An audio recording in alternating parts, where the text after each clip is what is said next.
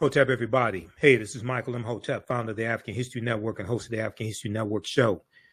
It is Sunday, June 9th, 2024, and we are live. Hope everybody's doing well today. We have a fantastic, exciting show planned today, and I'm going to deal with this nonsense that happened early in the week and this controversy from Representative Byron Donalds, Black Republican from Florida. We're going to talk about Representative Byron Donalds and Candace Owens are wrong about Black families, Jim Crow, man in the house rule, and welfare. Okay. And some of you all saw posted about this on my Facebook fan page, The African History Network, and my personal page, Michael Imhotep, IMHOTEP. So we have the flyer right here as well. You can check out. Okay. So I saw Byron Donalds on Joanne Reed's show on MSNBC, The Readout. I saw him on the Reverend Al Sharpton show on Saturday, June 8th. And so I saw his original comments as well. Roland Martin talked about him on Roland Martin Unfiltered. I was on Roland's show on Friday. We didn't get to it. He talked about it like the day before, something like that.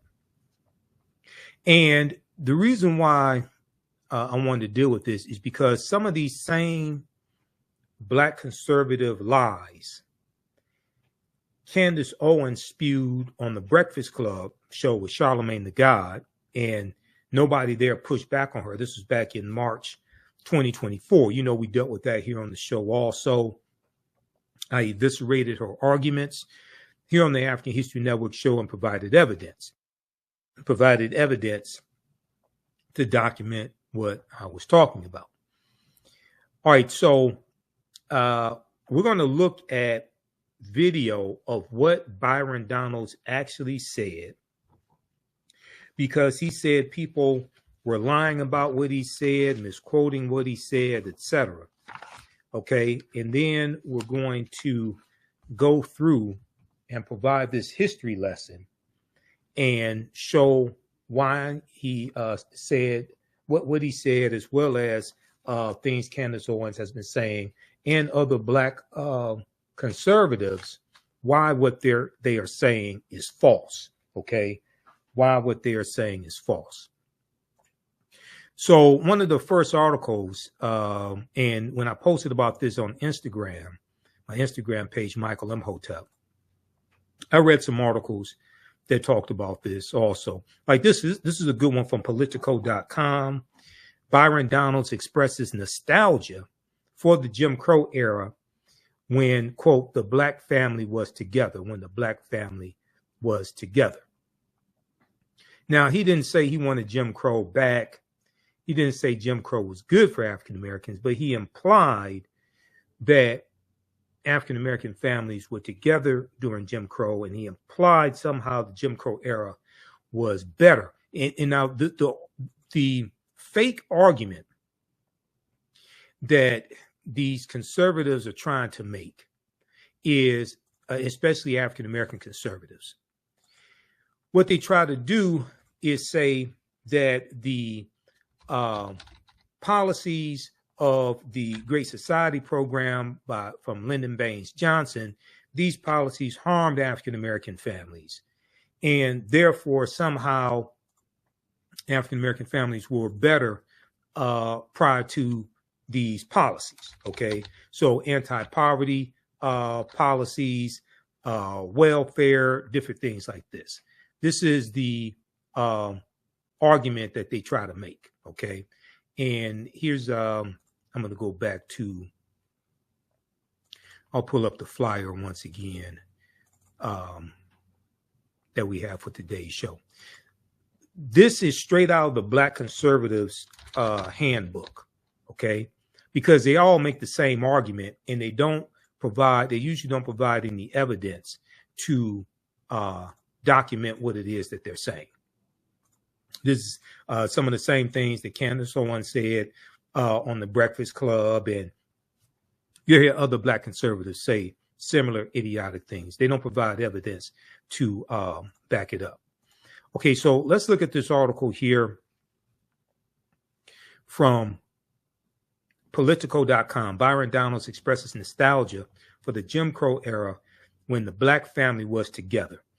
The Trump surrogate's comments made during a Black voter outreach event in Philadelphia, a Black voter, this was a Republican Black voter outreach program effort that took place in Philadelphia, when he made these remarks that have gone viral and make he and these other Black Republicans look stupid.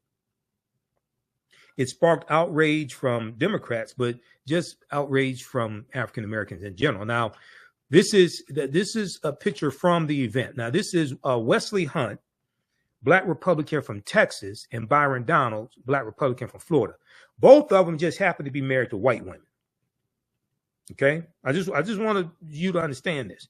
And you know, Roland and I, when I'm on Roland Martin Unfiltered, sometimes we'll go back and forth talking about these African American Republicans married to white women, and I think some people are missing my argument. The argument I'm making, I'm not saying somebody African American suffers from self-hatred because they marry somebody white or they marry outside of their race. That's not what I'm saying.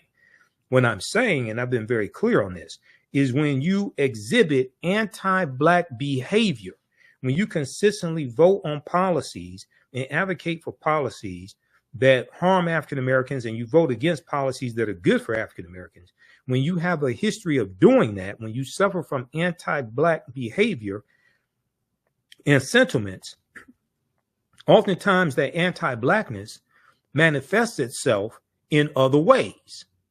One of those other ways could also be in who you choose to marry, and marrying outside of your race, especially if you exclusively date white women. Okay. And also if you marry a white conservative that works in opposition to African Americans and advocates for policies in opposition to African Americans as well. Okay. For like Byron Donald's wife does, as well as Jenny Thomas, Clarence Thomas' wife. Okay. Now, the other thing is all of these Black Republican, all these male Black Republicans in the House of Representatives and the one in the Senate. Well, let's just look at the House. Burgess Owens out of Utah, John James out of Detroit, Wesley Hunt out of Texas, Byron Donald out of Florida, and there's one other one because there's 5 in the House. They're all married to white women. Senator Tim Scott, Black Republican from South Carolina, who's in the U.S. Senate, he's engaged to a white woman. Okay? Now, I'm not saying they suffer from anti-Blackness because they're married to white women or engaged to white women. I'm saying that because they suffer from anti-Blackness, you can easily see how they ended up with who they ended up with. That's what I'm saying. Okay, Representative Byron Donalds was on the defensive on Wednesday as Democrats attacked him for comments he made the night before on Tuesday. So this event took place on Tuesday, June 4th in Philadelphia, Tuesday, June 4th, in a gentrified area of Philadelphia, by the way.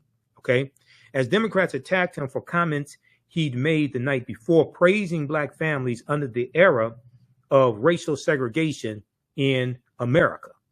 Okay, now he said during Jim Crow, the Black family was together, quote unquote. Donald said during a Black GOP outreach event in a gentrifying part of Philadelphia on Tuesday, and he criticized decades-old policies from former President Dwight Eisenhower and Lyndon Baines Johnson for promoting a culture of what they call dependence, promoting a culture of dependence, and saying this made Black people dependent on the government. Now, they don't talk about government subsidies for corporations. They don't talk about government subsidies for white farmers. They don't talk about government subsidies for corporations and Donald Trump's $2 trillion tax cut for corporations. They don't talk about corporate welfare. They don't want to deal with that. Okay. They just want to say, oh, these policies made African Americans dependent. That's false. Quote, during Jim Crow, more black people were not just conservative, because black people always have been conservative minded, but more black people voted conservatively, end quote. This is what he said. Now, this doesn't make any sense right here, because if you actually understand the history of Jim Crow laws in the South, Jim Crow laws were against African Americans voting, generally speaking. So how would they vote? How were most African Americans voting conservatively when they couldn't vote? See, this is the nonsense that these black Republicans put out. Okay, so let's go and look at the actual video on his Twitter page to actually see what he said. Okay, because we don't want to give the wrong impression of what he said. So I want you to hear what he said. Okay, let's take a look at this. Now, this is his personal Twitter page at Byron Donalds.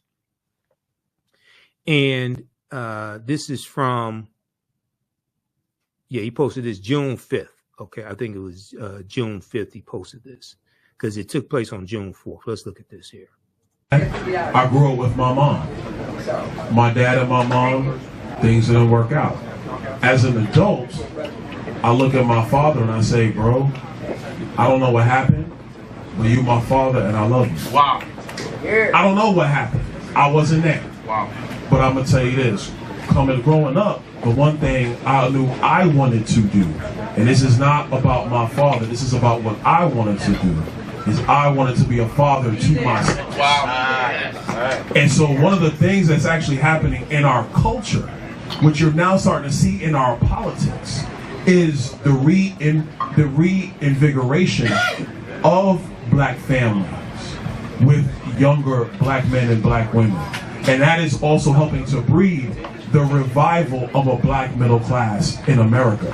You see, during Jim Crow, the black family was together. That's right. During Jim Crow, more black people were not just conservative, because black people always have been conservative minded, but more black people voted conservatively. And then HEW, Lyndon Johnson, and then you go down that road, and now we are where we are. What's happened in America the last 10 years, and I say it because it's my contemporaries, it's Wesley's contemporaries, you're starting to see more black people be married in homes, raising kids. It's when you home with your wife raising your kids, and then you look at the world, you're saying, now wait a minute, time out. This does not look right. How can I get something to my kids? It goes back to the conversation of generational wealth. Not just having a job, generational wealth. I'm looking at my kids. How can my kids be on my shoulders when they take off in life? That's what's happening. Okay, so he mentions Jim Crow 3 times, talks about generational wealth. We're going to talk about that because household wealth for African Americans has increased 60% under the Biden-Harris administration.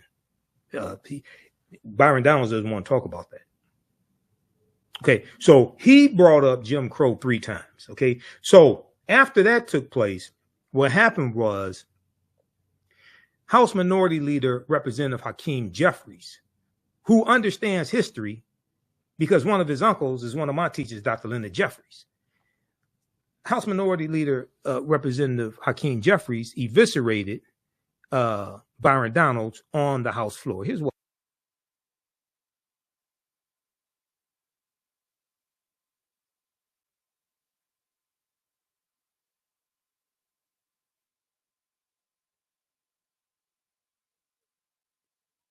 I posted this video on my Facebook fan page, The African History Network, and my Instagram page, Michael Imhotep, IMHOTEP.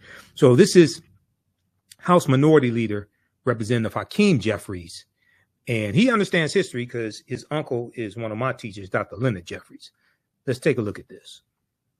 Come to my attention that a so-called leader has made the factually inaccurate statement that black folks were better off during Jim Crow. That's an outlandish, outrageous, and out-of-pocket observation.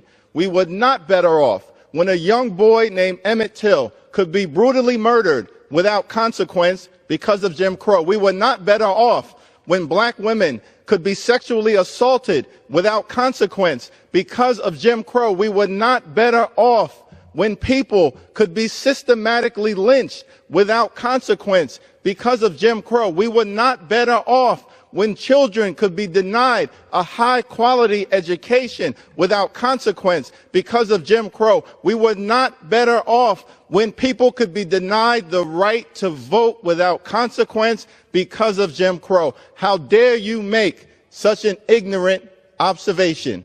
You better check yourself before you wreck yourself. Okay, so then he quoted Ice Cube as well. Check yourself before you wreck yourself. So, all right. So that was Representative Hakeem Jeffries as well. And there's been a lot of backlash from this.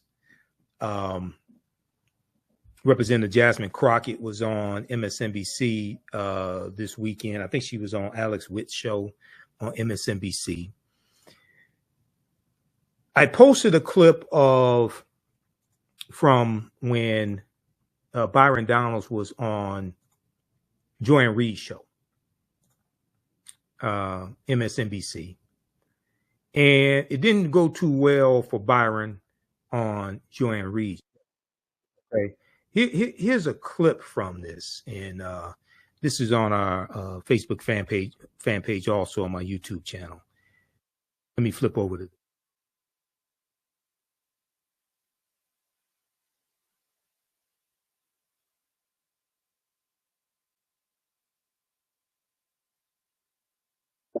Which creates better people. Last question, and then I'm going to let you go. Last question. We're out of time, Sure, but I'm going to give you one more question. During Jim Crow, could your family have existed? You are in an interracial marriage. Your wife is a white conservative activist. Could your family have existed at all during Jim Crow? No, it could not, Joy, and we all know that. But that's why I am blessed to live in America today as opposed to America during that time. But we cannot ignore the realities of not having fathers in homes. That is important for black people today and all people today as we move forward for a better America. We are out of time. What I'm grateful for is that we do not live in the Jim Crow era and that fathers do not face the threat of lynching. I'm very grateful of that. Perhaps don't bring up Jim Crow when you're trying to make that example. Representative Byron Donalds, thank you for being here, and we'll be right back. Okay, so I saw the full interview that Byron did with Joanne Reid, and you see, so I posted this on my Instagram page. I put this caption here. Trump-loving black Republican, and let me see if I can zoom in on this. It won't zoom in. Trump-loving black Republican, Representative Byron Donald, Republican of Florida, admits he is blessed to live in Joe Biden's America. He said he's blessed to live in America today, right, as opposed to America under Jim Crow. Oh, so you're blessed to live in Joe Biden's America. This is what you're saying. And Joy asked the question, could Byron Donald's interracial family have existed during Jim Crow? We know the answer is no. If it did exist, he'd be running for his life. Okay, especially in the South. Okay, he'd be running for his life. And so it was a good interview that Joy did. Which creates better people. It was a good interview that Joy did. Then Byron went on Reverend Al Sharpton's show on Politics Nation, MSNBC. He was on Saturday, June 8th, 2024. Okay. And I posted an excerpt of that clip as well. I'm going to show that to you. Also, thanks for all the birthday wishes, because my birthday was Friday, June 7th. So I've gotten couple of probably 300 birthday wishes on Facebook, and got a few text messages, things like that. So thanks for the birthday wishes, everybody. Appreciate that. I turned 53. Okay, where did the time go? Okay, so here's a clip of Byron on Politics Nation. Here's a clip of Byron Donalds on Politics Nation with Reverend Al Sharpton from Saturday, June 8th, 2004.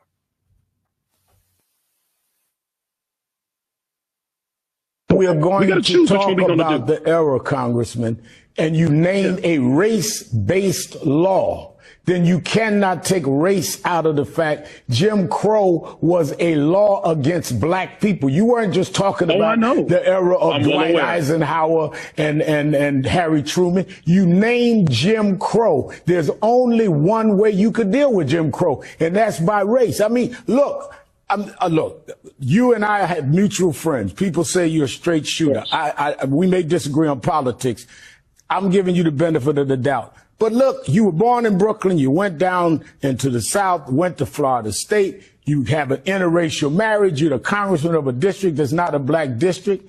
I mean, how can you even live with yourself acting like Jim Crow was a good era or better era for blacks? What happened to you? Okay, that's real cute. That's real cute. I did not say that. And I'm not going to sit here and have to insinuate that against me, because right now you're lying about what I said. I did say Jim Crow. I did reference it 3 times. That's not to say that it was better. I never said that. Those words never came out of my mouth. When are you going to get that through your skull and everybody else's skull? I never said that. And the difference between me and a lot of other Republicans, I'm not going to sit here. You said it was better for us. I'm not going to let you under Jim Crow to bring families together. Did you say that?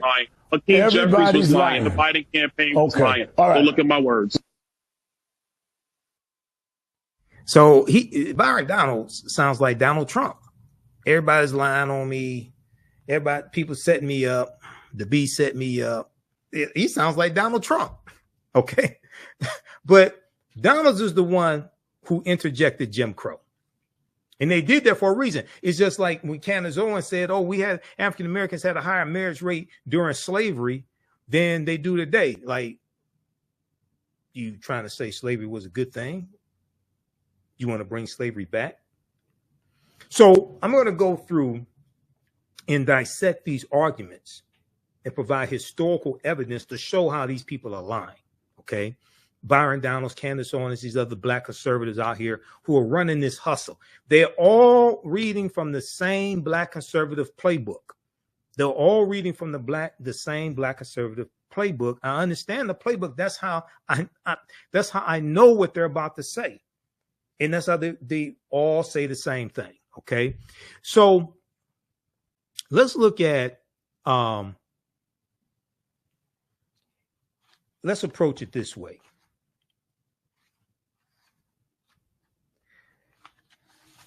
You have them saying things like African Americans had a higher marriage rate prior to the Great Society programs in 1964 and President Lyndon Baines Johnson. And it was these programs, it was the welfare program that pushed African American men out of the homes, things like this. We've all heard variations of this nonsense, right? Okay, so let's look at some evidence. Now, when I did my takedown of Candace Owens, and that video has been viewed over 50,000 times on our YouTube channel, Michael Imhotep, when I did the original video, and then I did a shorter segment dealing with how Candace Owens is wrong about the man in the house rule. That's on our Facebook and YouTube pages. This was one of the articles that I talked about to provide some historical evidence, right? This is a good article from theroot.com. Theroot.com. I'm not a big fan of The Root, but every now and then they do have some good articles. This is an article from June 17th, 2011. June 17th, 2011, by Cynthia Gordy, called Welfare, Fathers and Those Persistent Myths. Welfare, Fathers and Those Persistent Myths. And also when they talked about HEW, That's health, education, and welfare. It's dealing with policies under, the Great Society program from President Lyndon Baines Johnson. We're going to go through and look at some of those Great Society programs as well. Does the state discourage poor fathers from being present in their children's lives? There are the emblematic images like Diane Carroll as a single mother on welfare in the 1974 movie Claudine. Most of us have seen that movie Claudine, co-starring James Earl Jones. She was struggling to hide her boyfriend, James Earl Jones, from the white social worker, okay? Urban legends tell of man in the house rules that prohibit men from living under the same roof as moms who receive public assistance. Between media images, half-truths, and also well-meaning but flawed policies, the belief that the welfare system undermines poor families has been entrenched in the public mind for decades. All of us realize the critical importance of fathers in the home, said Ron Sims, Deputy Secretary of HUD, Housing Urban Development at the time. This is under the Obama administration.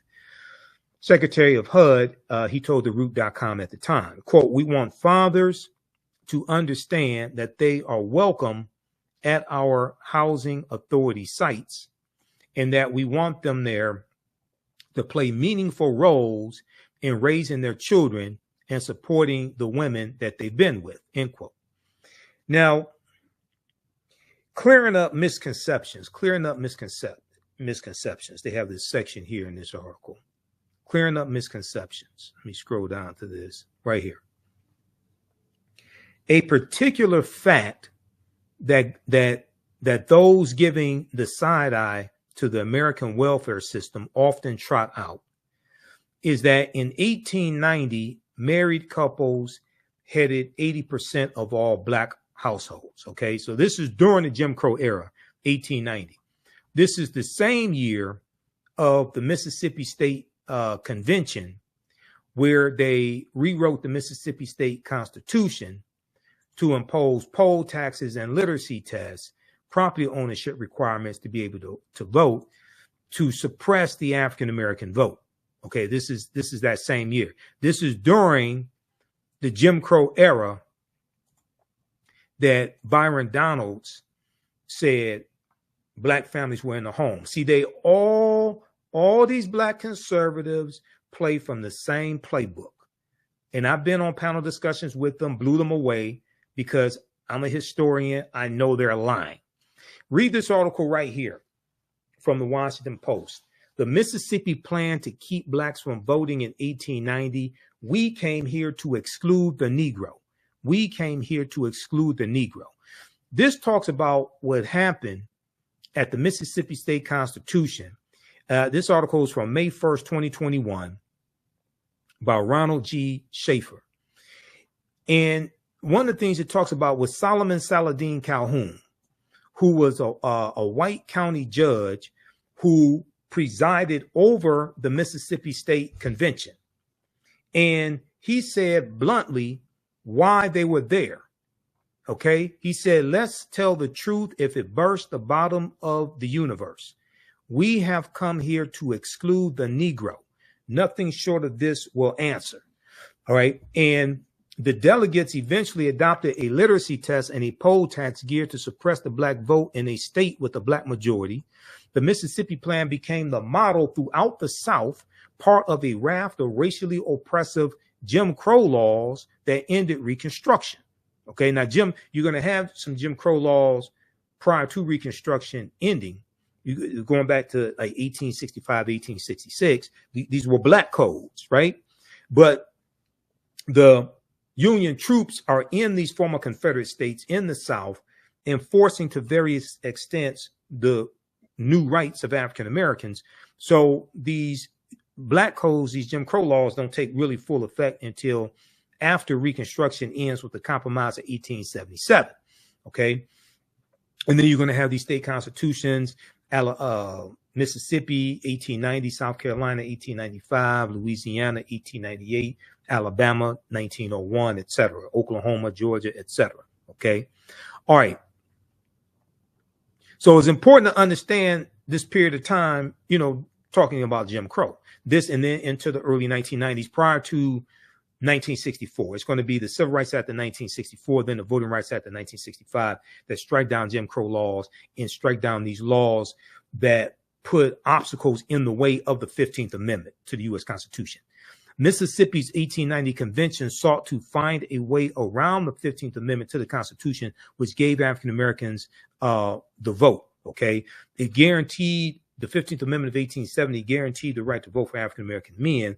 African American women did not get the right to vote until the 19th Amendment of 1920, but the majority of African Americans still lived in the South in 1920, 1930, 1940. So the majority of us could not vote in the Jim Crow South, even though Byron Donald said the majority of us voted conservatively during Jim Crow. Most of us could not vote during Jim Crow. Just 2 decades earlier, the Mississippi State Legislature had made history by electing Hiram Rhodes Revels to the U.S. Senate. That was in 1870. Okay, he was the first African-American member to serve in either house of Congress, but that moment of racial progress quickly vanished. This is Hiram Rhodes Revels right here. That moment of racial progress quickly vanished after President Rutherford B. Hayes removed all federal troops from southern states in 1877 because he was the Republican candidate for president.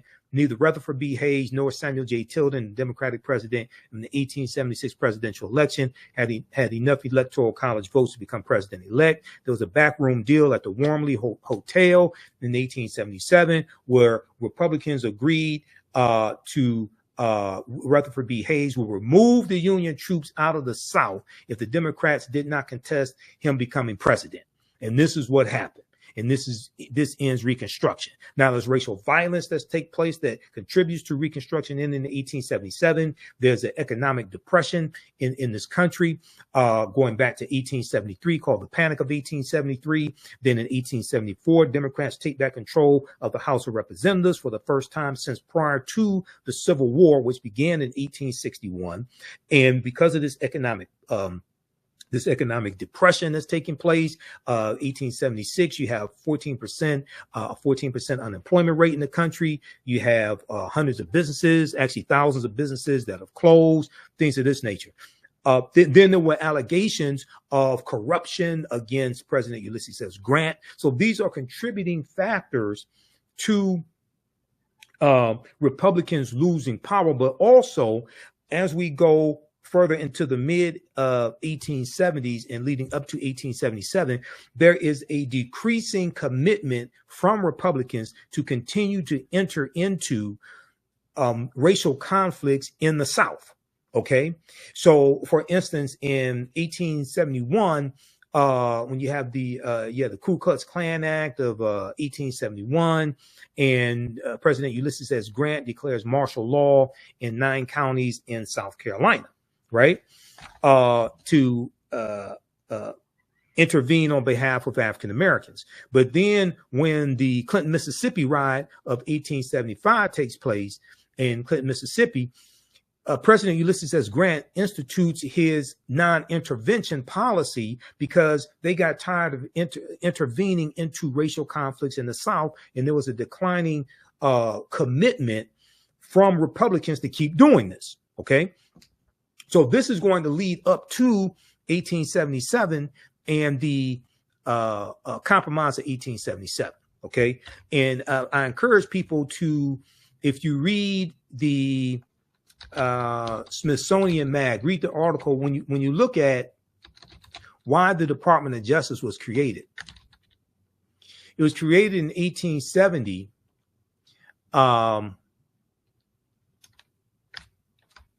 It was created in 1870 during Reconstruction, largely to enforce the new rights of African Americans. And this was created by Congress. The U.S. Department of Justice that still exists today. Merrick Garland is the Attorney General. We know the office of the Attorney General goes back to 1789, but the actual U.S. Department of Justice was not created until 1870. So if we look at this article here from SmithsonianMag.com, official website of the Smithsonian Institute, official magazine website of the Smithsonian Institute, created 150 years ago, the Justice Department's first mission was to protect Black rights. Created 150 years ago, the Justice Department's first mission was to protect Black rights. In the wake of the Civil War, the government's new force sought to enshrine equality under the law. Now, this is an excellent article by Brian Greene, July 1st, 2020. Okay, this is like 2 months after George Floyd was killed. That was May 25th, 2020. Now, this lithograph right here, this is the Lost Cause, Worse Than Slavery. This is the White League and the Ku Klux Klan, two domestic terrorist organizations. A cartoon by illustrator Thomas Nast shows a member of the White League and a member of the Ku Klux Klan joining hands over a terrorized Black family. Incidentally, Thomas Nast was the cartoonist who really popularized the secular figure of Santa Claus. It's Thomas Nast's drawings of the jolly fat fellow in the red suit with the rosy cheeks that really popularizes Santa Claus. Yes, you have Clement Clark Moore's poem, A Visit from St. Nicholas, but the actual image of Santa Claus that we know today goes back to Thomas Nast and his cartoon drawings of Santa Claus. Amos T. Ackerman was an unlikely figure to head the newly formed Department of Justice. In 1870, the United States was still working to bind the nation's wounds, torn open by the Civil War. During this period of Reconstruction, which is 1865 to 1877, the federal government committed itself to guaranteeing full citizenship to all Americans, regardless of race. At the forefront of that effort was Amos T. Ackerman, a former Democrat and enslaver from Georgia, a former slave owner and a former officer in the Confederate Army.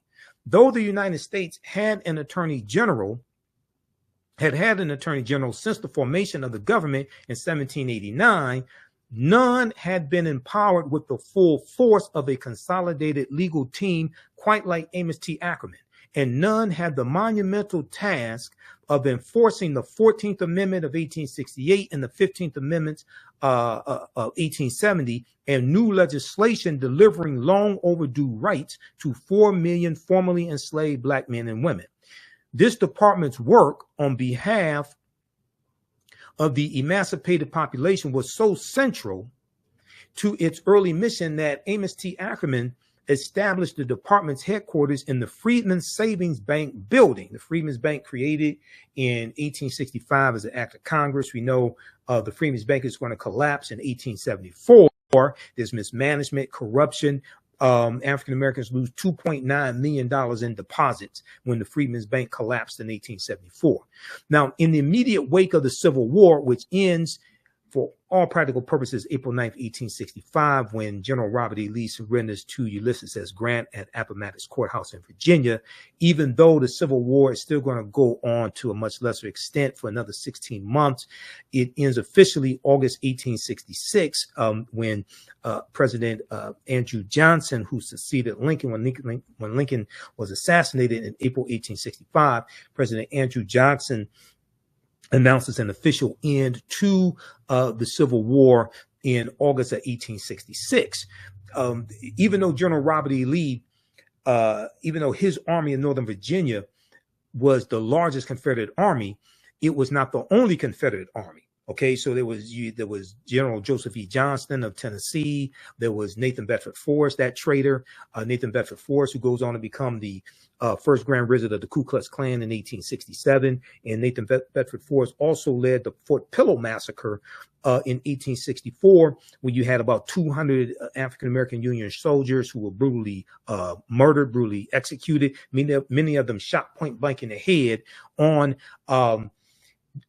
General Nathan Bedford Forrest's orders. Okay, so these smaller Confederate armies, terms of surrender had to be negotiated with those generals as well. So the Civil War goes on for a much smaller extent for another 16 months. Officially ends August 1866.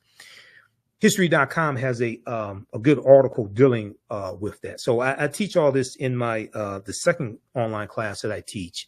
And we have a new course starting up on Sunday, June 23rd, 4 p.m. Eastern Standard Time, 2024. Black resistance movements from the Haitian Revolution, U.S. Civil War, Civil Rights Movement, and Black Power Movement, 1800 to 1968. Okay, so you can register for that at our website, AfricanHistoryNetwork.com, and we'll get you some more information on that as well. How's everybody doing?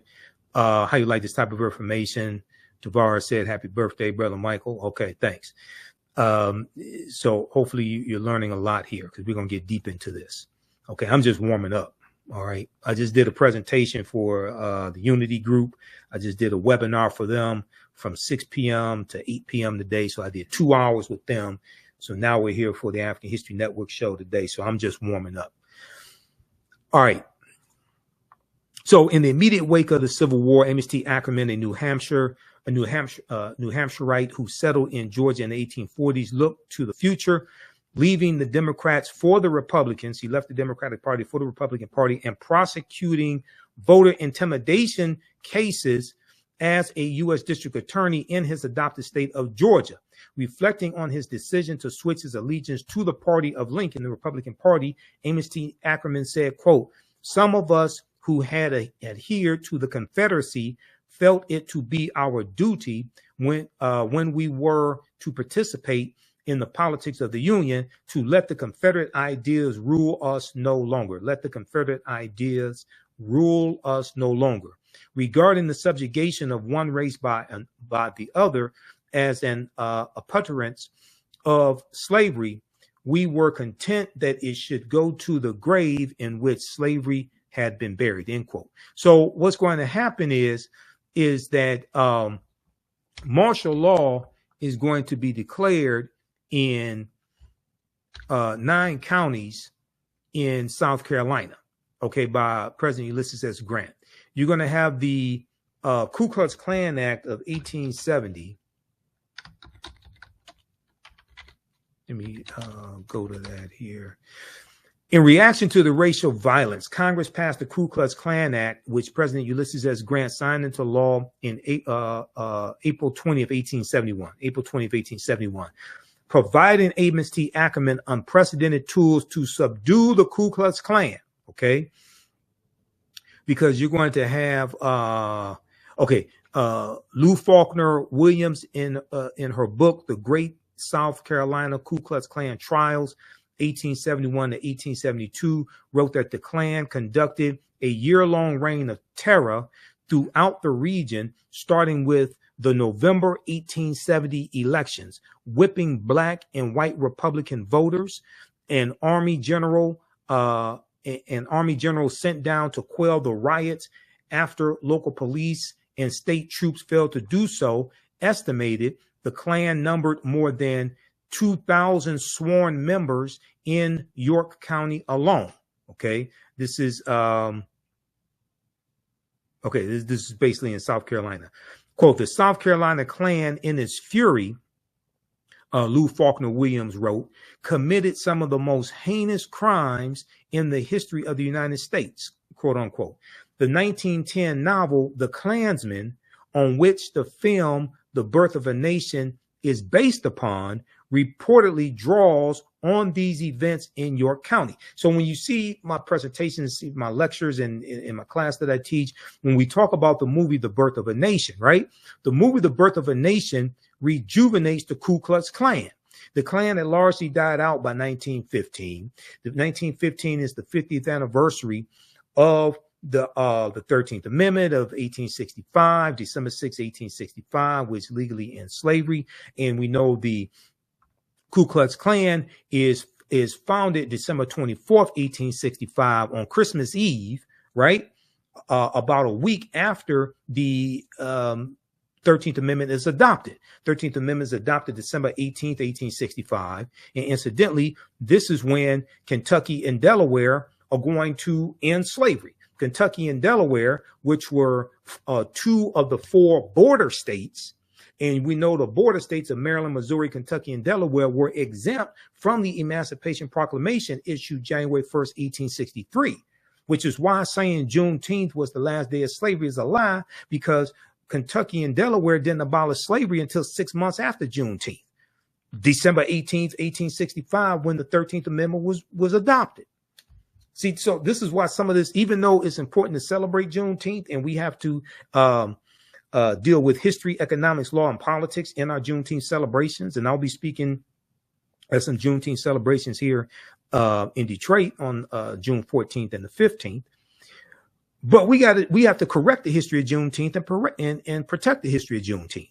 So the history of Juneteenth is right in this period of time when we're talking about Jim Crow laws and we're talking about the Reconstruction era. You have to understand the history of that period to actually be able to utilize the Juneteenth federal holiday effectively. This can't be Black folks cookout day. This can't be just a day off from work and you get drunk and eat watermelon and eat ribs and hot dogs and hamburgers. This can't be a Black version of the 4th of July. This has to be much more significant, much more important. All right. So, long story short, the Birth of a Nation rejuvenated the Ku Klux Klan. All right. And we know that is going to be the second incarnation of the Ku Klux Klan, which is founded in October 1915 by the Reverend William Joseph Simmons after he sees the movie The Birth of a Nation. Okay. And that second incarnation of the Ku Klux Klan is going to have both Democrats and Republicans. Okay, just so people, because a lot of people say, oh, the Democrats created the Ku Klux Klan. You had white supremacists that didn't belong to any party that were members of the Ku Klux Klan, if you want to tell the truth about it. Okay, now, hold on. There was an article I was just about to show you. Where did that go? Right here. The Ku Klux Klan Act of 1871 is still on the books. A lot of people may not know this. It's still on the books. And if we look at this article from August 1st, 2023, see, this is why a lot of Black Republicans don't want you to know this. They get their talking points from white Republicans, and they teach them very well. They teach them very well. Okay. This is why they don't want you to understand this history, because if you start studying this history, then you start studying law. Donald Trump is charged under civil rights law used to prosecute KKK violence. This is from the Washington Post. The provision was originally adopted in 1870 and was intended to protect the newly codified rights of Black citizens and the Civil War, after the Civil War. This is a good article by Isaac Stanley Becker and Spencer S. Sue, August 1st, 2023, from the Washington Post. And it deals with the Ku Klux Klan Act of 1871 that we just talked about during the Reconstruction era. And even though there's a third of the Four Enforcement Acts, 1870, Ku Klux Klan Act of 1870. and Ulysses S. Grant declares martial law in 1871. The statute, Section 241 of Title 18 of the U.S. Code, was originally adopted as the Enforcement Act of 1870. It was the first in a series of measures known as the Ku Klux Klan Acts, designed to protect rights guaranteed by the 13th, 14th, and 15th Amendments, collectively called the Reconstruction Amendments. Section 241 makes it a crime to conspire, to injure, oppress, threaten, or intimidate any person, end quote, exercising a right protected by the Constitution or federal law.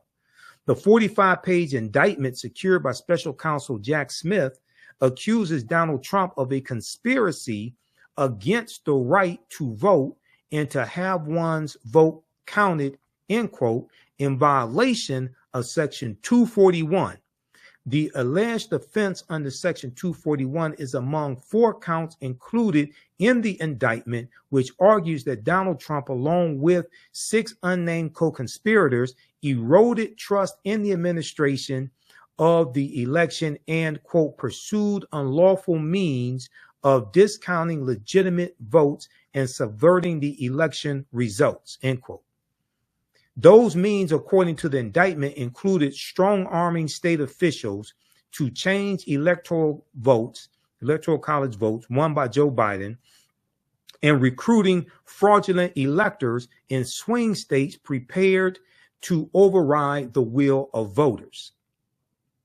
The alleged conspiracy included using the authority of the Justice Department to create doubt about the election results and encourage the presentation of those illegitimate electors as alternatives to Biden's valid electors. And according to the indictment, it involved pressuring Vice President Mike Pence to delay or thwart the certification of Biden's victory on January 6, 2021, and capitalizing on the violence unleashed that day to, quote, levy false claims of election fraud and convince members of Congress to further delay the certification based on those claims, end quote. Okay. So what Donald Trump is charged with from Special Counsel Jack Smith is directly related to the Ku Klux Klan Act of 1870, which was put in place to protect the rights of African Americans. And this son of a bitch tried to invalidate the vote of 16.9 million African Americans when he tried to overturn election results. He belongs up underneath the prison for the rest of his miserable life. Initially wielded against the Ku Klux Klan for keeping newly emancipated Black people from exercising their right to vote, Section 601 has also been used to prosecute a wider range of election subversion, including threatening or intimidating voters, impersonating voters, destroying ballots, and preventing the official count of ballots. It has also been a linchpin of broader civil rights enforcement used to prosecute hate crimes and law enforcement misconduct. Derek Chauvin, the police officer who pressed his knee into George Floyd's neck in Minneapolis, pleaded guilty in 2021 to violating a related statute, Section 242, which makes it a crime for public officials acting in their official capacity to deny a person's constitutional right. Any Black person who sits up and supports a white supremacist domestic terrorist like Donald Trump is sick, and they either don't understand history and they're lying to you, or they do understand history and they're still lying to you. You can't understand history and support this demon right here, Donald Trump. Go read this article here. What Donald Trump is being charged with, the law that he's being charged with, that's from the Ku Klux Klan Act. Isn't it poetic justice that this traitor is being charged with the same thing that they were charging these domestic terrorist Klansmen in 1871 of prosecuting them and putting them in jail?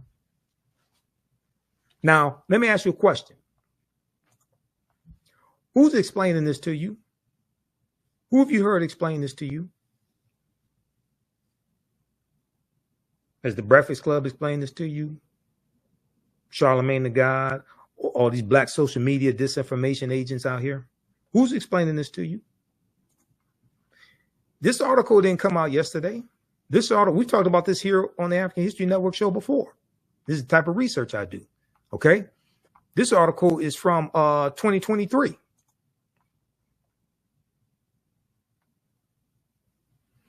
All right, let's continue. But read this article.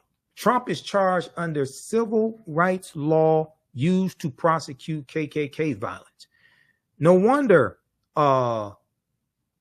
MAGA is attacking the way history is taught in schools, and they're attacking affirmative action and diversity, equity, and inclusion, and anything that would teach us to understand the law. Because when I teach about political self-defense, it deals with understanding laws and policies, how they affect African Americans, and how to disarm these people of these laws and policies that they're using to attack us, and how to reverse that and use these laws and policies against them. Politics is the legal distribution of scarce wealth, power, and resources, and the writing of laws, statutes, ordinances, amendments, and treaties, their adoption, interpretation, and enforcement. This is law still on the books right now that goes back to the Reconstruction era. The U.S. Department of Justice was created largely to protect the new rights of African Americans. And if Donald Trump wins the presidency again, he's going to gut and neuter the Department of Justice. They're not going to prosecute police officers. They're not going to enforce a lot of these rights. They're going to weaken the civil rights department of the Department of Justice. And he's going to use the Department of Justice against his quote unquote enemies, who are really people just following the law, holding his crooked ass accountable.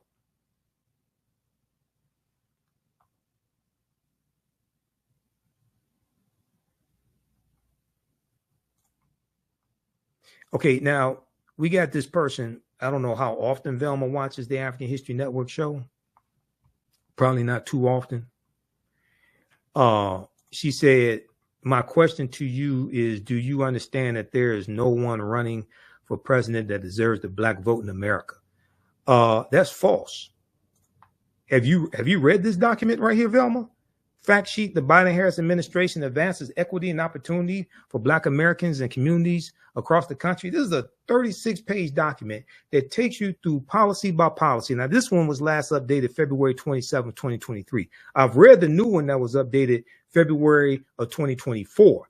And it's good. See, I don't get into arguments with people that don't understand politics and law. This takes you through, this is at whitehouse.gov, where all this information is. I've gone through and read numerous fact sheets there that break down these policies and show you directly how these policies from the Biden-Harris administration are helping the African-American community. They talk about the bipartisan infrastructure bill. Yeah, but out of 260 Republicans, only 34 voted for it. Only 19 in the Senate and 14 in the House voted for it. Overwhelmingly, all the Democrats in both the House and the Senate voted for it. Yeah, it was bipartisan, but only 34 out of 260 Republicans voted for the bill, the $1.2 trillion infrastructure bill, the $1.9 trillion American Rescue Plan that lifted 1 million African-American children out of poverty, okay, that saved the U.S. economy. No Republicans in the House or the Senate voted for the bill.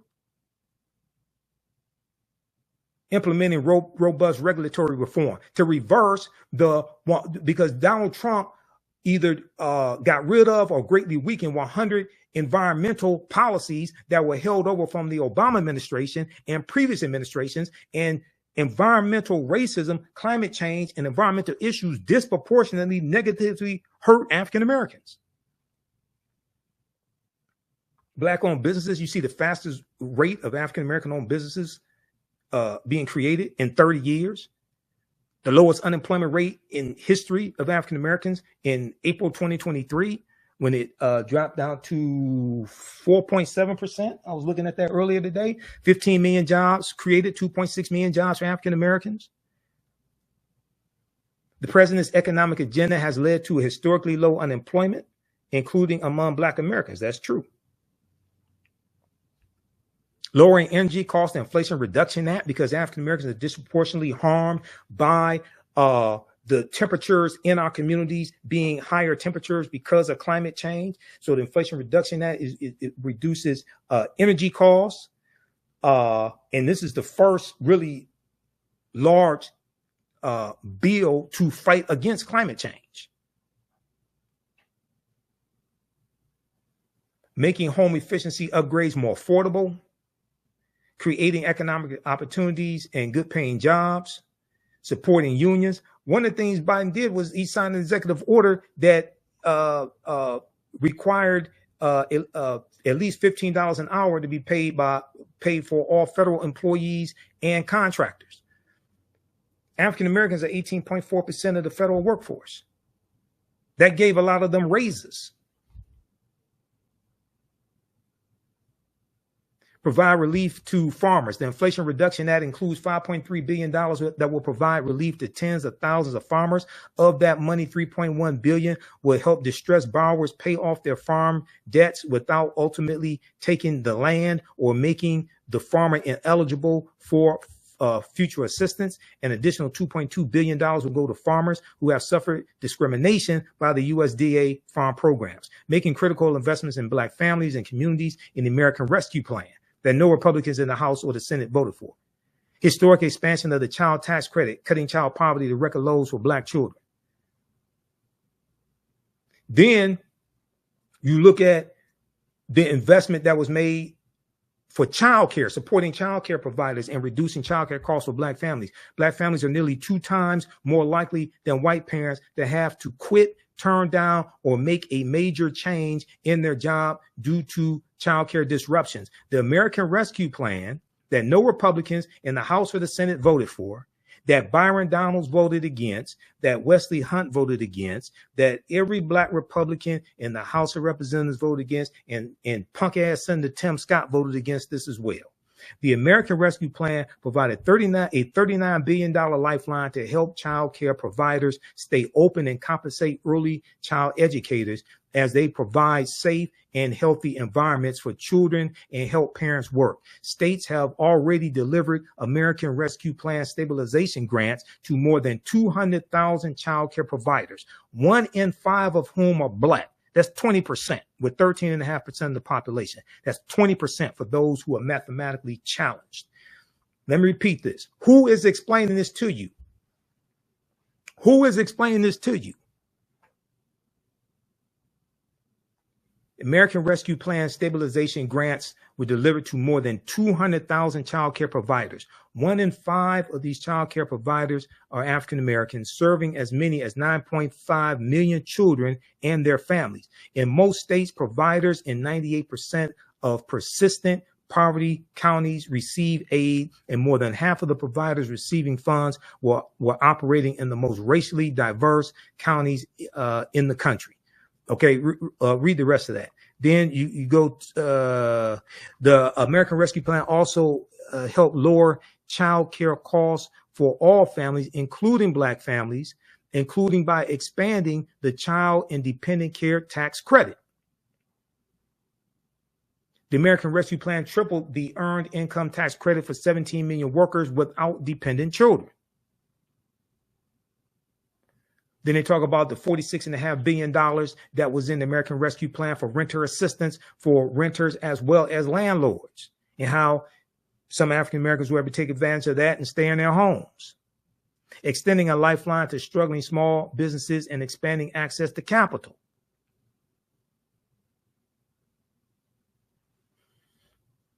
All right, so read the rest of this. This is a 36-page document here. It goes through category by category, policy by policy, and shows you how these policies are helping the African American community. Now, go look at what Republicans are talking about. Most of them are against these policies. Most of them voted against this stuff, trying to undermine it. Student loan debt forgiveness. You have like over 5 million people that receive student loan forgiveness, about $163 billion now. Okay. It would have been more But Donald Trump's 6-3 conservative Supreme Court struck down Biden's executive order on student loan forgiveness that would have moved 500,000 African-American families from a negative net worth to a positive net worth, because Republicans don't support student loan forgiveness. Now, they supported forgiving the personal protection loans for COVID, because some of them got those loans. Some of them got loans forgiven for $100,000, $200,000, $300,000. Some Republicans in Congress. Advancing equitable employment outcomes and boosting wages for Black federal workers. On June 25th, 2021, President Joe Biden signed an executive order on advancing diversity, equity, inclusion, and accessibility, DEIA, in the federal workforce. This executive order launched a whole of government initiative to cultivate a federal workforce that draws from the full diversity of the nation and that advances equitable employment opportunities for workers from underserved communities. Okay, right here. This is what I was talking about. Further, the president has taken a series of executive actions leading to a $15 minimum wage for employees of federal contractors and federal employees. These actions impacted more than 370,000 workers in 2022 alone, including Black workers who disproportionately make up this population, because African-American workers are 18.4% of the 370,000 workers, helping to address long-standing wage disparities,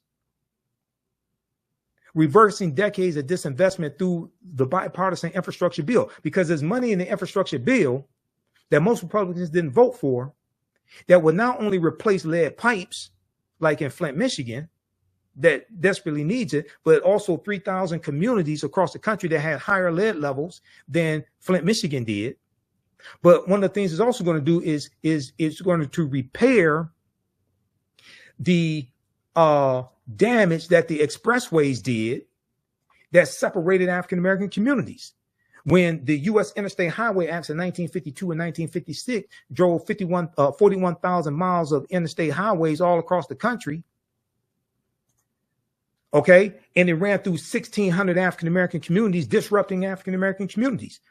One of them was the Black community where the top supermarket was and is, that was shot up by the shooter in Buffalo, New York. That was an area, that was an African-American community that was bisected by the highways. One of the things that this $1.2 trillion infrastructure bill is doing, because 56,000 is over $400 billion so far that has funded 56,000 construction projects across the country. They have information about that at whitehouse.gov. One of the things that this infrastructure bill is going to do is reconnect Black neighborhoods divided by legacy highway infrastructure.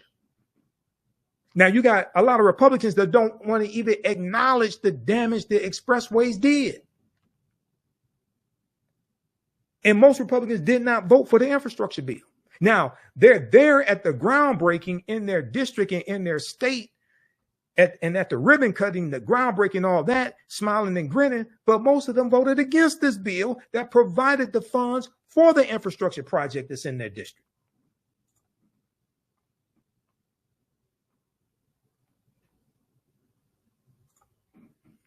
And provide other resources to finally give Black communities a fair shot at the American dream.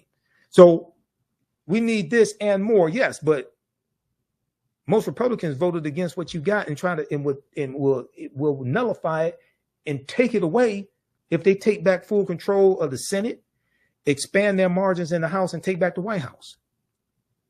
During the 20th century, federally funded infrastructure projects too often segregated and harmed low-income communities, especially predominantly Black neighborhoods. Construction of the federal highway system, in particular, cut off once thriving Black communities from resources and opportunity. The bipartisan infrastructure law that only 34 Republicans out of 260 voted for launched a new Reconnecting Communities program, which will invest $1 billion to help reconnect communities that were previously cut off from economic opportunities by transportation infrastructure.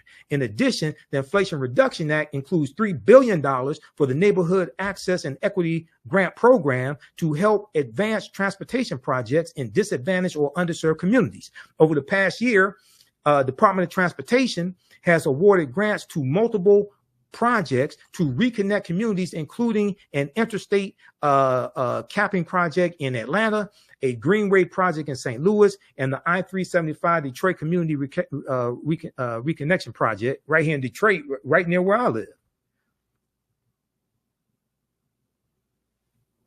Read the rest of this. Assisting black landowners in resolving title issues. An estimated 60% of black-owned land in the South is heirs' property that passes through inheritance without a will, and that, as a result, has historically rendered owners ineligible for U.S. Department of Agriculture, USDA programs, including lending. I've done entire shows dealing with heirs' property because the loopholes in heirs' property laws is one of the ways historically our land has been taken away from us. That and overtaxation, because about a month ago, we did the show when we talked about Andrew Carl's new book that deals with how African Americans, since like the Reconstruction era, have been overtaxed by $600 billion. In July 2021, the USDA rolled out the heirs property relending program, which primarily aids underserved communities, including Black Americans. The new program provides funds to assist heirs in resolving ownership and succession issues on farmland with multiple owners. Launched an initiative to cut junk fees. Who's tired of junk fees? Lowering healthcare costs and improving health outcomes for Black communities. President Biden is committed to keeping healthcare costs down for individuals and families and improving access to healthcare to address disparities in Black communities. These policies and programs include lowering healthcare costs and expanding coverage. There's a record number of people who signed up for the Affordable Health Care Act now, 41 million. Many of them are African Americans. Millions of lower and middle income Black families enrolled in health insurance marketplaces saw their premiums lowered or eliminated as a result of the American Rescue Plan and will continue to benefit from provisions included in the Inflation Reduction Act. Oh, by the way, did I tell you no Republicans in the House or the Senate voted for the Inflation Reduction Act? I forgot to tell you that. No Republicans in the House or the Senate voted for the Inflation Reduction Act, and they're saying if they take back control of the keep control of the House, take back control of the Senate and the White House, they're going to reverse some of the policies that are in the Inflation Reduction Act that are beneficial to us.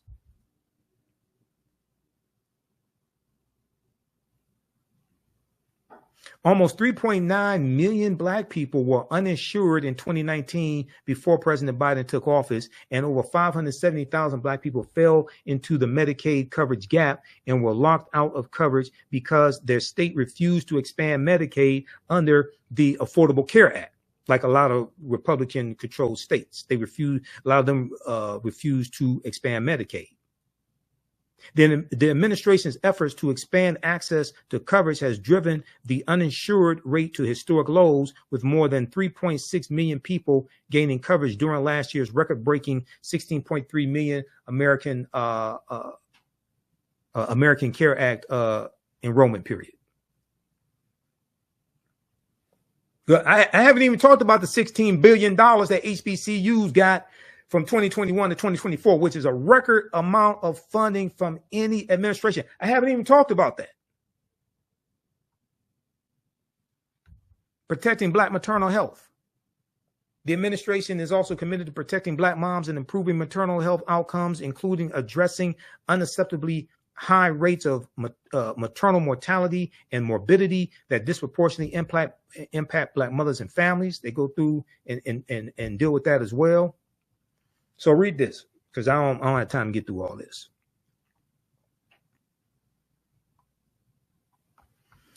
This is at whitehouse.gov. Now, this version was last updated February 27, 2023. The new one, they've consolidated this and streamlined it so it's like 9 pages. That was updated February 2024. The Biden-Harris administration advances equity and opportunity for Black Americans and communities across the country. So when people say nobody has earned our vote, I don't know what the hell you're talking about. I really don't. You obviously have not read this. I can take you through these policies and break this stuff down. I don't know what you're talking about. But I can tell you what Republicans would do if they take back control of all this. They're going to reverse this stuff. And all you got to do, if you haven't read Project 20, if you don't know about Project 2025, I don't know what rock you're living up under. But that's like game over right there. Do you realize if Donald Trump becomes president again, he can get 2 more Supreme Court justices confirmed, which would be 5 out of 9. And these are lifetime appointments, because if he gets reelected, Justice Roberts and Clarence Thomas are going to resign because they're going to step down because they're old. And Trump will appoint some young ultra conservatives in their 30s that could be there for the next 50 years ruling on cases. So play around if you want to. This is straight up war. Play around if you want to. This is why this chicanery and skullduggery of a Byron Donalds and Candace Owens is so pernicious, because I know they're lying. And I can prove it. And they're working on behalf of these crazy MAGA people like Trump and his cronies.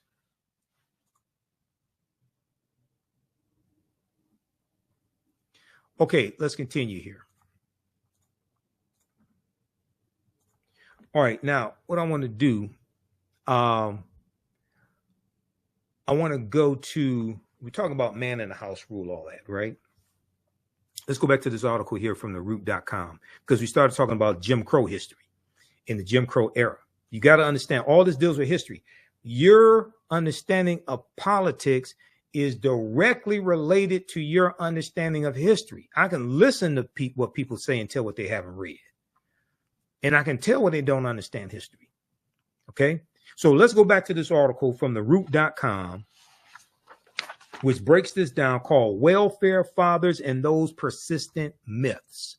Welfare Fathers and Those Persistent Myths, by Cynthia Gordy. Okay, we're going to go to the section that deals with clearing up misconceptions.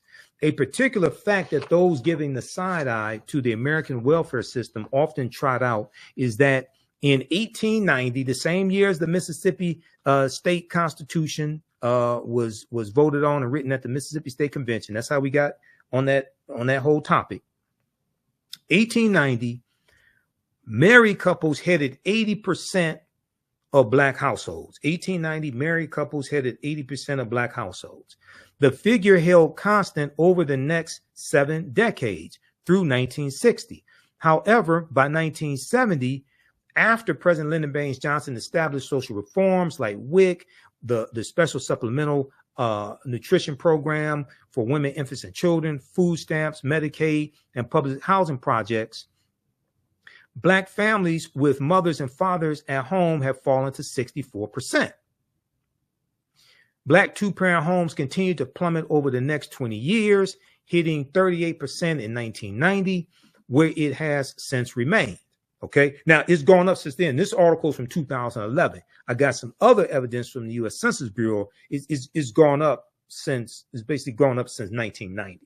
Okay, Black 2-parent homes continue to plummet over the next 20 years, hitting 38% in 1990. But Andrew Billingsley, a sociologist, acclaimed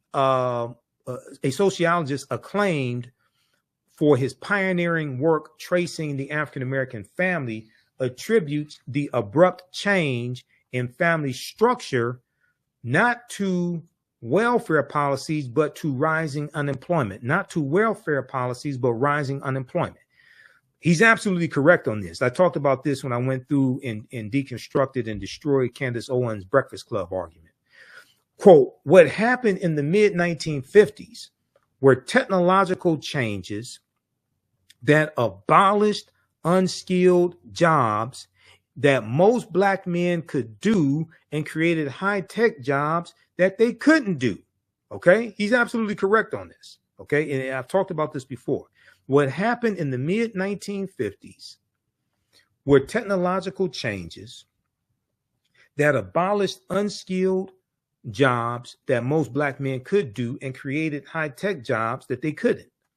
Andrew Billingsley, sociologist, told TheRoot.com, explaining that the advent of efficient goods-producing machines drove millions of black men out of the stable blue-collar workforce. Quote, that's what kept black families from getting and staying married, not the welfare system. To say otherwise is a misunderstanding of the data, and it's a misreading of history, end quote. He's absolutely correct. I'm going to show you some more evidence on this. On the subject of common misconceptions about public assistance, HUD, Housing and Urban Development, would like to clarify that there is no public housing eligibility requirement that excludes couples. There is no public housing eligibility requirement that excludes couples.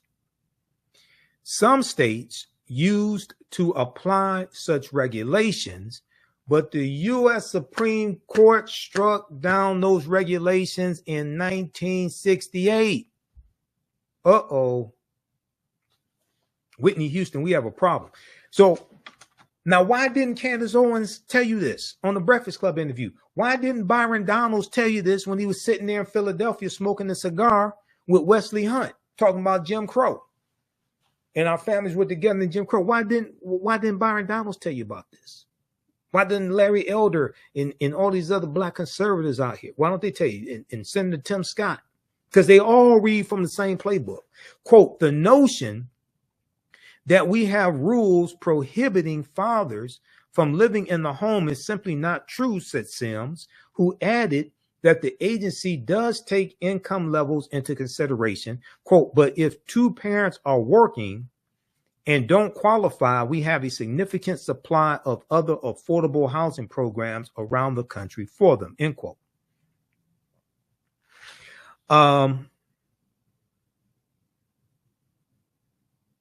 Another idea swirling around is that people convicted of crimes are not eligible for public housing. Quote, under the national policy, there are only 2 crimes for which we prohibit anyone from coming in, and that's if you sold methamphetamine. Now, this is as of 2011 when this article came out. I'm not sure if this has been updated. The policy: if you sold methamphetamine, or if you are a lifetime registered sex offender. Okay, if you sold methamphetamine, or if you are a lifetime registered sex offender, Sims explained. Yet local authorities can set other standards, and some do bar applicants with records. Quote, our goal is family reunification. We've let local housing authorities know that we want that changed, end quote, said Sims. Okay, now, so read the rest of this article here. Welfare fathers and those persistent myths. Welfare fathers and those persistent myths. And I want to look quickly here at the man in the house rule, because this is some nonsense that Byron Donalds, when he was there in Philadelphia smoking a cigar, but in other, since that took place in other media appearances where he tried to defend what he said, he talks about the policies from the Lyndon Baines Johnson and Great Society programs and how it broke up black families, things like this. Okay, so let's look at this piece here from encyclopedia.com, which deals with the man in the house rule.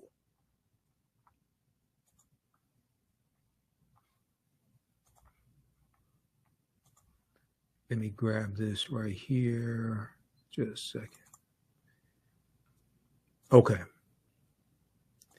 Because I haven't heard anybody else talk about this.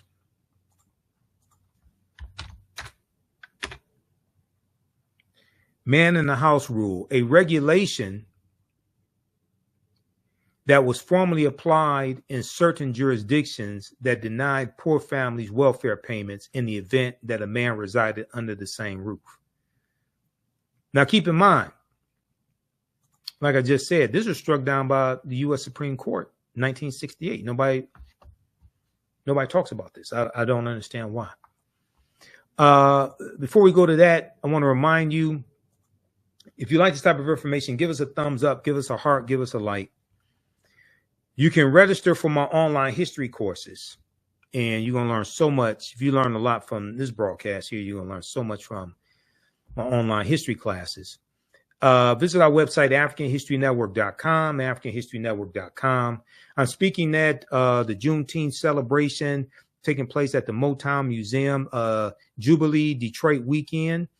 Visit JuneteenthJubileeDET.com. Friday, June 14th, event is 6 p.m. to 10 p.m. So I'll be speaking for a little bit there, giving a brief history of Juneteenth. Dancing in the Street, Motown Museum, 2648 West Grand Boulevard, Detroit, Michigan. We have the information at our website, AfricanHistoryNetwork.com. Then Saturday, I'm on a panel discussion at 3 p.m. The event is 12 noon to 6 p.m. Saturday, June 15, 2024. Liberation for Life at the Joseph Walker Williams Community Center, 8431 Rosa Parks Boulevard, Detroit, Michigan. A family fun day to promote health, wealth, and education. And then Sunday, June 16th, 12 noon to 6 p.m. Freedom Festival, Eastern Market District. I'll be there as well. I probably won't be speaking there. I'm speaking Friday and Saturday, but we'll see what happens Sunday. Okay, so we have the information at our website, AfricanHistoryNetwork.com. Visit Juneteenth Jubilee DET.com for more information. My Saturday class is Ancient Kemet, the Moors, and the Ma'afa. Understanding transatlantic slave trade, what they didn't teach you in school. We deal with thousands of years, the history, what leads up to transatlantic slave trade taking place. You can register right now for it and watch the previous class sessions. We do the sessions live. All the sessions are archived and recorded. You can go back and watch it anytime. Even after the course is over with, you still have full access. Our next class is Saturday, June 22nd, 4 p.m. Eastern Standard Time. Click right here to register here. We have the class lesson plan here that you can download, and it goes through and gives an overview of the topics for each class. We look at 200 slides that I put together, 80 to 100 articles. There are 15 books that we reference. You don't have to buy any of the books to follow along in class. Then the second class that I teach that's starting up Sunday, June 23rd, 2024, 4 p.m. Eastern Standard Time, Black Resistance Movements from the Haitian Revolution, U.S. Civil War, Civil Rights Movement, and Black Power Movement, 1800 to 1968. Okay, we go through and look at this history chronologically, year by year, and look at what leads to the Civil War taking place. We studied the Reconstruction era, Jim Crow era, Civil Rights Movement, Black Power Movement, 1800 to 1968, to look at what happened to us after slavery ended, what were the laws and policies put in place to bring us to where we are today, to understand where we need to go from here. So you can register for this class is on sale, $80. Then we have the course bundle. Click right here, register for the course bundle. You get both classes. Also, the course bundle that is $120, okay, for both classes. All right, click right here for the course bundle. Okay, so let's look at this here. Man in the house rule. Also, if you want to support the African History Network, you can do that through Cash App and PayPal. We definitely need your support. This helps us to keep doing the research, pay some of the bills, pay for these services that I use. It's not free to do what I do. It's not free to do the research that I do. $sign TheAHNShow through Cash App and through PayPal, paypal.me/TheAHNShow. Click right here, Cash App, and this has our QR code. These other ones here are fake African History Network Cash App accounts that I'm trying to shut down There's about 5 fake ones out there. This is ours. When you go to it, say Michael, it'll probably show my picture there. But we have the link right here on our website. So, you know, you're dealing with me. Okay. So let's look at this here. Man in the house rule. And this is from encyclopedia.com.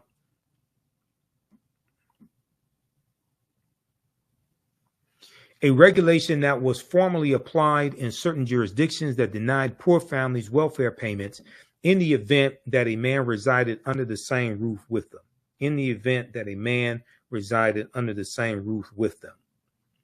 Under the man in the house rule, a child otherwise qualified for welfare benefits was denied those benefits if the child's mother was living with or having relations with any single or married able-bodied male. Okay, if the mother was living or having relations with any single or married able-bodied male. The man was considered a substitute father even if the man was not supporting the children. Before 1968, administrative agencies in many states created and enforced the man in the house rule. Now, this was enforced at the state level. See, Candace Owens and Byron Donalds, they blame President Lyndon Baines Johnson. They didn't say it was enforced at the state level, not coming from the federal government. Before 1968, administrative agencies in many states created and enforced the man in the house rule. In 1968, the U.S. Supreme Court struck down the regulation as being contrary to the legislative goals of the Aid to Families of Dependent Children, known as AFDC. But wait a second. The Black conservatives say this was the whole purpose of these diabolical programs to break up the Black family. The U.S. Supreme Court in 1968 struck down the regulation as being contrary to the legislative goals of Aid to Families of Dependent Children program, AFDC. The AFDC program was established by the Social Security Act of 1935. We're coming to that in just a minute because we're coming to look at the Great Society programs that these Black conservatives keep lying about that helped a whole lot of poor-ass white people. The AFDC program, established by the Social Security Act of 1935 under President Franklin Delano Roosevelt, and that was to help white people. This provides benefits to keep the children of impoverished parents. In the U.S. Supreme Court case of King versus Smith of 1968, the U.S. Supreme Court entertained a challenge to the man in the house rule brought by the 4 children of Miss Sylvester Smith, a widow. These children were denied benefits by Dallas County, Alabama. Alabama is one of the poorest states in the country. Red state, former Confederate state, Alabama. The red states, these are the poorest states in the country. Okay? Alabama, Mississippi, all these former slaveholding states. These children were denied benefits by Dallas County, Alabama welfare authorities based on their knowledge that a man named Williams was visiting Smith, Miss Sylvester Smith, on weekends and had sexual relations with her. The children of Miss Smith filed a class action lawsuit in federal court on behalf of other children in the state of Alabama who were denied benefits under Alabama's substitute father regulation. This regulation considered a man a substitute father if he lived in the home with the mother he visited the home frequently for the purpose of living with the mother, or he cohabitated with the mother elsewhere. King, citing Alabama Manual for Administration of Public Assistance, testimony in the case revealed that there was some confusion among the authorities on how to interpret the regulation.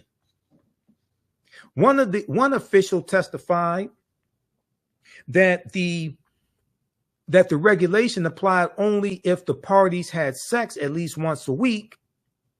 Another official testified that sex every 3 months was sufficient. And still another official placed the frequency at once every 6 months. So there's confusion among the officials of how frequent the sex had to be. According to the High Court, U.S. Supreme Court, Congress did not intend that the AFDC program required children to, quote, look for their food to a man who is not in the least obliged to support them, end quote. The court maintained that when Congress used the term parent in the Social Security Act of 1935, which was for white people, it was referring to, quote, an individual who owed to the child a state-imposed legal duty of support, end quote. Ultimately, the U.S. Supreme Court, the highest court in the land, in 1968 struck down the man in the house rule by holding that under the AFDC provision in the Social Security Act, quote, the destitute children who are legally fatherless cannot be flatly denied federally funded assistance on the transparent fiction that they have a substitute father. So what this means is Byron Donalds and Candace Owens and these other black conservatives out here lying and buck dancing, they're lying. And they're never going to tell you that the law that they're citing was struck down by the U.S. Supreme Court in 1968. I think they're going to get kicked out of the Black Conservative Club if they tell the truth. I think all their privileges are going to be taken away from them. They're going to lose their shows and their little privileges. Their white wives may divorce them. They're never going to tell you this. Go read that article that gets deep into this case. Okay, so you had that struck down 1968, right? Then they talk about the Great Society programs, welfare. Okay, all these black people are lazy. They don't want to work. Welfare system, like I said before, that was created for white people. The welfare system was not created by Lyndon Baines Johnson. That goes back to 1935 during the Great Depression.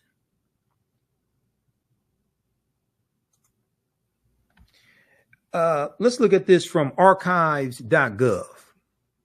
What's archives.gov? That's the U.S. National Archives.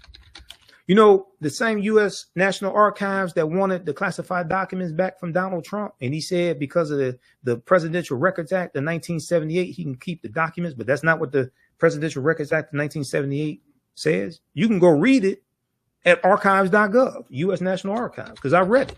That's how I know he's lying. This says all those documents that presidents have are supposed to go to the U.S. National Archives because they belong to the people. If there's some documents that he has to keep or something, or what have you, or if he needs documents for, like, to write a book, there's a process to go through to keep documents temporarily or something like that. You can't just say the Presidential Records Act says I can keep these documents, therefore you keep it, and then you ignore subpoenas from the National Archives. You just ignore that stuff. No. That's not how the real world works.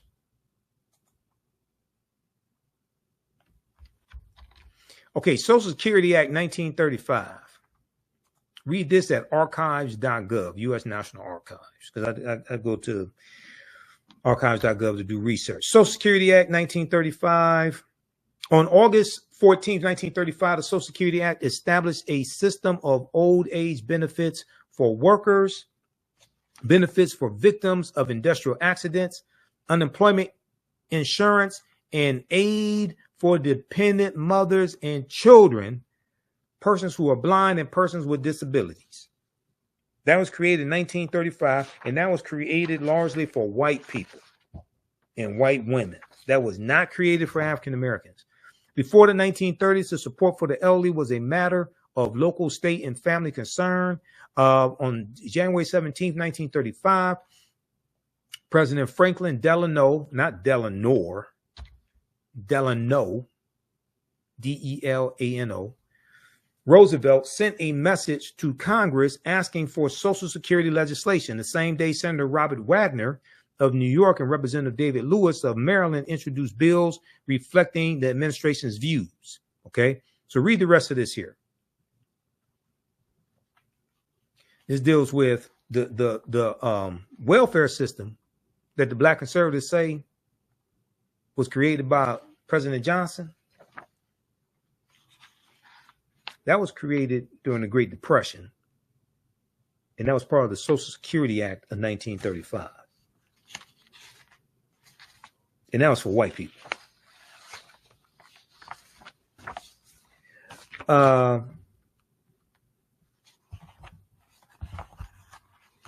If we look here at, there was a really good article by thegrio.com, Michael Harriot at the Grio. And I'm not a big fan of Michael Harriot at the Grio. He does write some good articles every now and then. There was this one right here. They did a fact check on these lies Byron Donalds was telling. And they did a pretty good job with the fact check.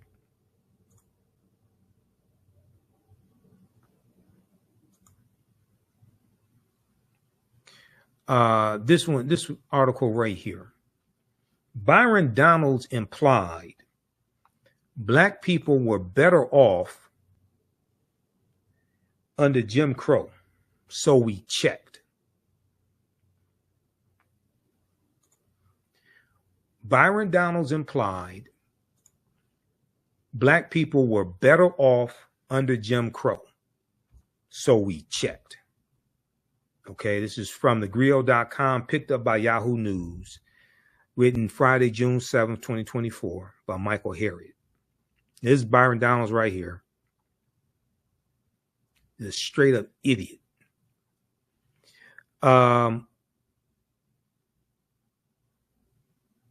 Let's see.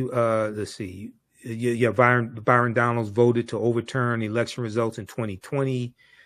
So it wasn't unusual when people accused the two-term congressman of valorizing the era of government-approved racism known as Jim Crow. Okay, so they go through and break down, do some fact checking here. What was Jim Crow? After the 1876 presidential election, 15 white men gathered in a room to figure out a solution to the first Stop the Steal movement, known as the Wormley Agreement or the Compromise of 1877.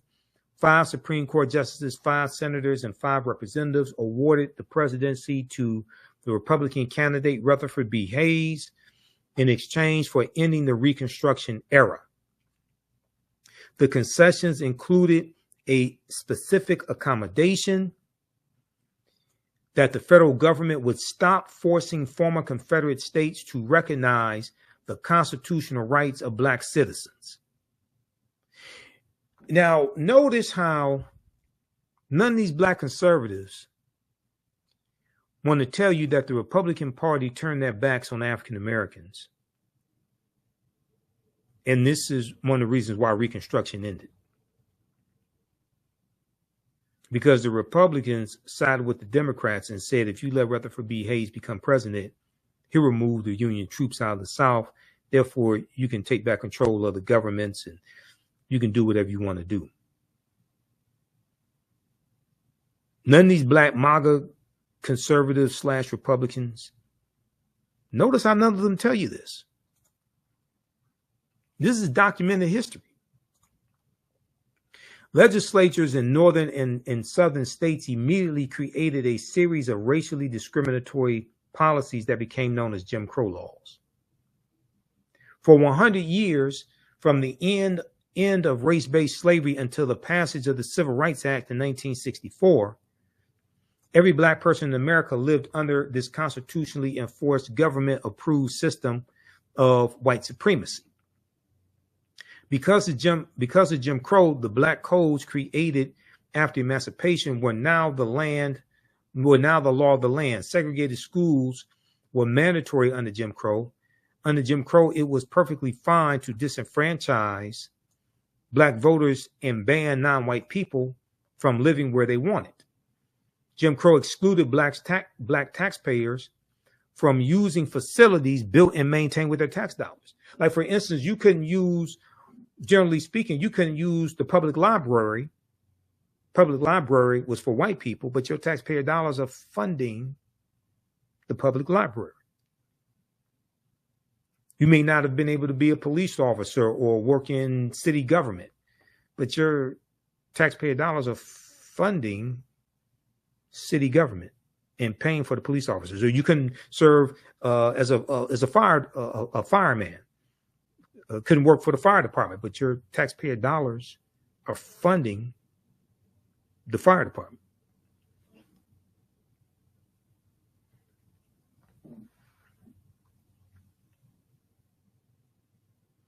Were black voters more conservative? See, this is one of the things that Byron Donald said. He said they were voting conservatively during Jim Crow. Most people could not vote under Jim Crow. According to the U.S. Census data between 1880 and 1960, the majority of black Americans lived in the South. Specifically, they lived in states that disenfranchised African-American voters, which is why the Civil Rights Act of 1964 pre-clearance requirement banned these states from changing their voting laws without permission from the Department of Justice. And the Department of Justice was created in 1870 to enforce the new rights of African Americans. It is literally impossible to know what the majority of black Americans wanted under Jim Crow if they could not vote. Even if one counted the votes of the black people who did vote, there was never a moment in the history of this country when the majority of black voters supported conservative politics. Not as a whole. Not as a whole. What are you calling conservative? Because, see, if what's interesting, Donald really doesn't understand history. Okay.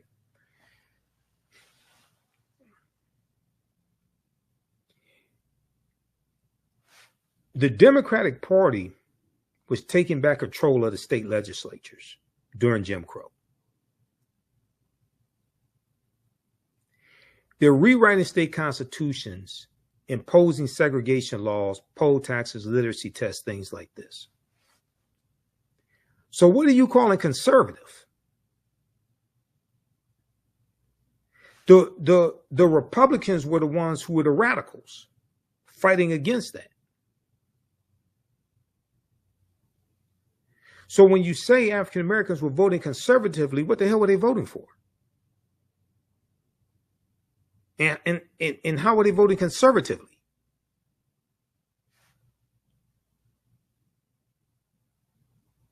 Were you saying they're voting for laws to oppress them and suppress their vote?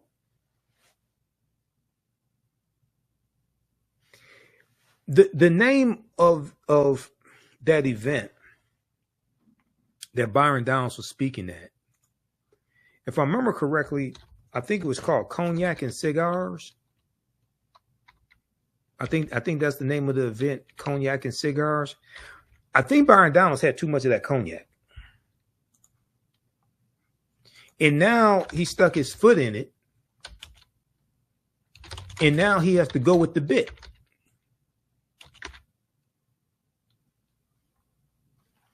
Because he can't admit he made a mistake, was wrong, didn't know what he was talking about, anything like that. Now he has to go with the bit.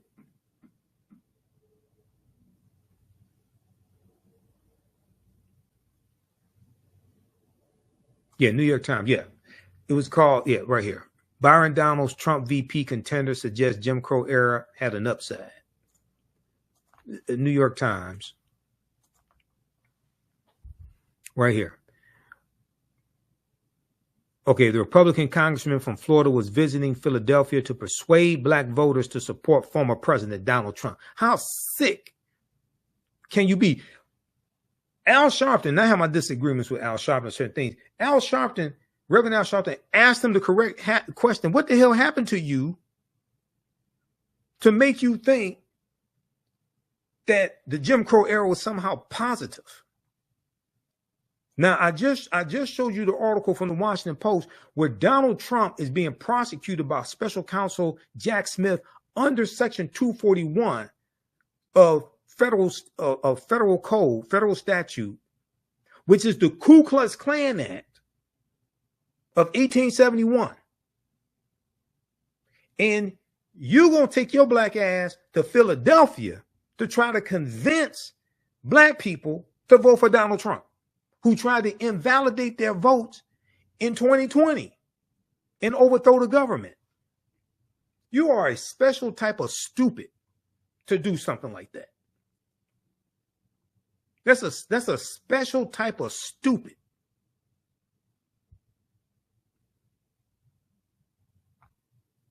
Yeah, Congress, Cognac, and Cigars. That's the name of the event. I think he had too much cognac. That's what I think happened to him. He got carried away. He had too much cognac. Made a damn fool out of himself. I mean, it's not the first time he made a fool out of himself, but he really put his foot in it this time.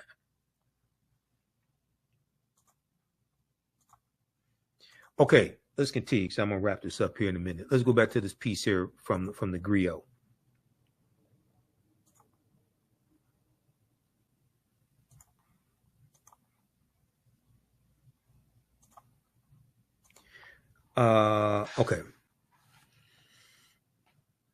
Okay. Now, shortly after the Civil War ends 1865, Southern Republicans started the anti-black Lily White movement to prevent black voters from gaining control of the party. Okay.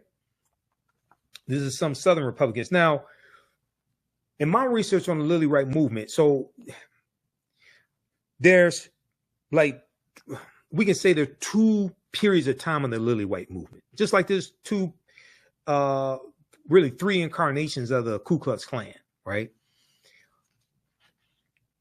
The big incarnation of the Lily White movement is in 1928, when Republicans nominate Herbert Hoover to be president, and they appeal to Southern segregationist Democrats in 5 former Confederate states to get them to vote for Herbert Hoover as president.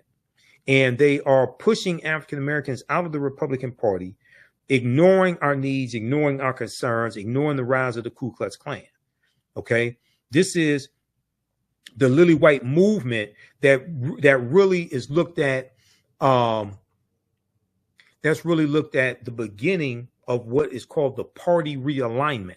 The party realignment, and the party realignment is the shifting between the ideologies of the Democratic Party and Republican Party. And you have a lot of Southern segregationist Democrats that leave the Democratic Party and go to the Republican Party. Okay, that's the party realignment. Read this article here from ChicagoMag.com.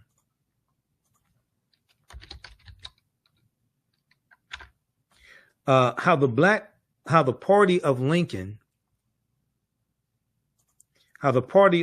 lost virtually the entire black vote in 88 years. ChicagoMag.com. how the party of Lincoln lost virtually the entire black vote in 88 years. In 1928, the Chicago Defender, black newspaper, warned the GOP that it was in danger of alienating African Americans. They did not listen, and the fall came fast. This is by Wet Moser, July 29th, 2016. July 29th, 2016. Just a few months before the 2016 presidential election. In this article, they talk about the Lily White movement. Now, here's Herbert Hoover. Herbert Hoover at Howard University, 1932. President Herbert Hoover. This is during the Great Depression. His policies and rhetoric were the beginning of the end for the black Republican vote. Okay, and I want to fast forward here. 1928. Robert Abbott, the founder of the Chicago Defender, is calling out the Republican Party in this article. Okay. Let me see. And it talks about here. Let's see here. In party ideologies in America, 1828 to 1996, political scientist John Gehring marks the beginning of the modern Republican Party as President Herbert Hoover's shifting campaign rhetoric. Well, he wins the 1928 presidential election. Herbert Hoover's shifting campaign rhetoric in 1928 and 1932. He's going to lose in 1932 to Franklin Roosevelt. When he talked more about the virtues of the American home and family than hard tack economics, because you're during the Great Depression. He mishandled the Great Depression and he loses the election. He only serves one term. Hoover's oratory about the progress of the individual being threatened by an overzealous government bureaucracy stuck around for the next 8 decades, and the wisdom of generations has helped us discern that this was indeed the start of a new Republican era. In the final weeks of the 1928 election, the Chicago Defender printed a series of articles and editorials that listed post-war grievances with the Republican Party. So they're talking about after World War I, which ends in 1918, post-war. In Washington, D.C., where the federal government was in direct authority, Republican presidents Warren G. Harding and Calvin Coolidge, as well as Republican majorities in the U.S. Congress, had not only acquiesced or given into or surrendered to the segregation of public transit, but failed to stop or even criticize parades of thousands of Ku Klux Klansmen before the White House, because the Klan was rejuvenated by the movie The Birth of a Nation that debuted February 8th, 1915, and then the Klan becomes very powerful in the 1920s. So the Republican Party is ignoring the rise of the Ku Klux Klan. They're ignoring the needs of African Americans, and they're starting to push us out of the Republican Party. This is known as the Lily White movement of 1928.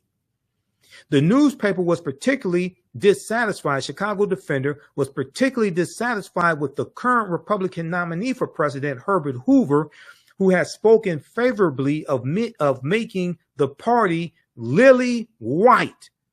Republican Herbert Hoover spoke favorably of making the Republican Party lily white and excluded African Americans from their traditional role in that year's Republican National Convention. This was an effort to push African Americans out of the Republican Party, starting with Herbert Hoover in 1928 and the initiation of what's known as the Lily White movement of 1928. Most troubling of all was the candidate's covert backing from the Ku Klux Klan.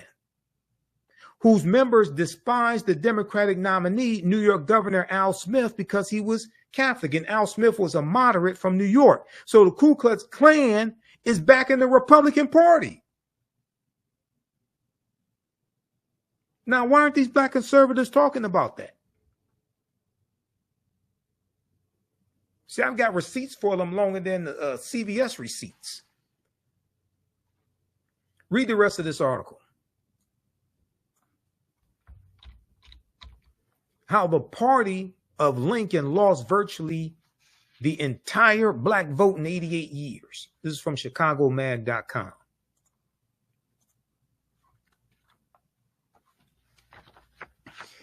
Okay, now I'm going to wrap this up here in a few minutes because this is my second 2-hour presentation that I did today. Okay. Give us a thumbs up, give us a heart, give us a like on this broadcast. How you all like this type of information? You can support the African History Network. We definitely need your support. $, the AHN Show through Cash App. $, the AHN Show through Cash App. Also through PayPal, paypal.me/the AHN Show. We're going to post the information here. Register for the online history classes that I teach on Saturdays and Sundays. Our new class starts up Sunday, June 23rd. As soon as you register, there's bonus content that you can start watching. Okay. And you can join us and watch. There's bonus content, and you can register for the bundle pack also for my 2 classes. We have the information at our website, AfricanHistoryNetwork.com. Okay, now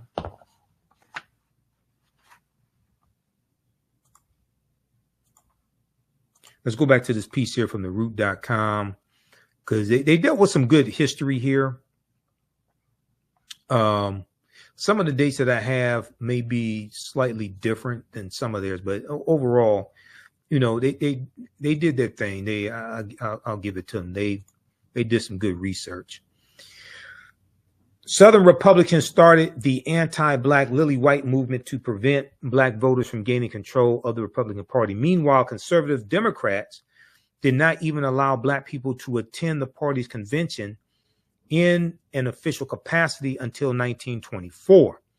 Although majority of black voters supported Franklin Roosevelt's presidential campaign, it was not until 1948 that most black voters considered themselves Democrats. It was not until 1948 that most black voters considered themselves Democrats. By then, white voters had fled the Democratic Party precisely because the party was no longer conservative. Now, research I've done, you'll see some of them leaving in 1948, but some of those conservative Democrats are going to stay, but they do eventually leave, the majority of them, and go to the Republican Party. What happened was you had the Strom Thurmond ran for president in 1948.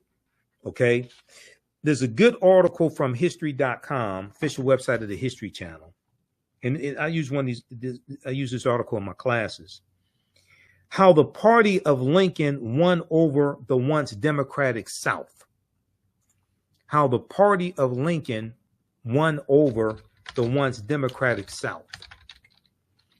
And now this article doesn't talk about the Lily White movement in 1928. I deal with that, but they hone in on 1948, presidential election 1948, and Harry S. Truman, and how the Democratic Party had a more pro-civil rights platform in 1948. Okay, read this article, how the party of Lincoln won over the once Democratic South. Democratic defectors known as the Dixiecrats,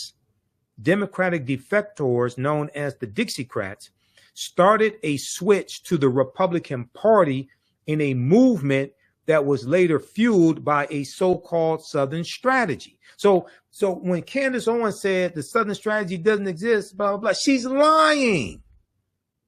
They used a Southern strategy in 1928, Republicans, to appeal the Southern segregationist Democrats in 5 former Confederate states. Richard Nixon used a Southern strategy in 1968. She's lying. And she has to be getting paid to lie like that because you can't be that stupid for free. She has to be getting paid. If we go here to page 2 of this article,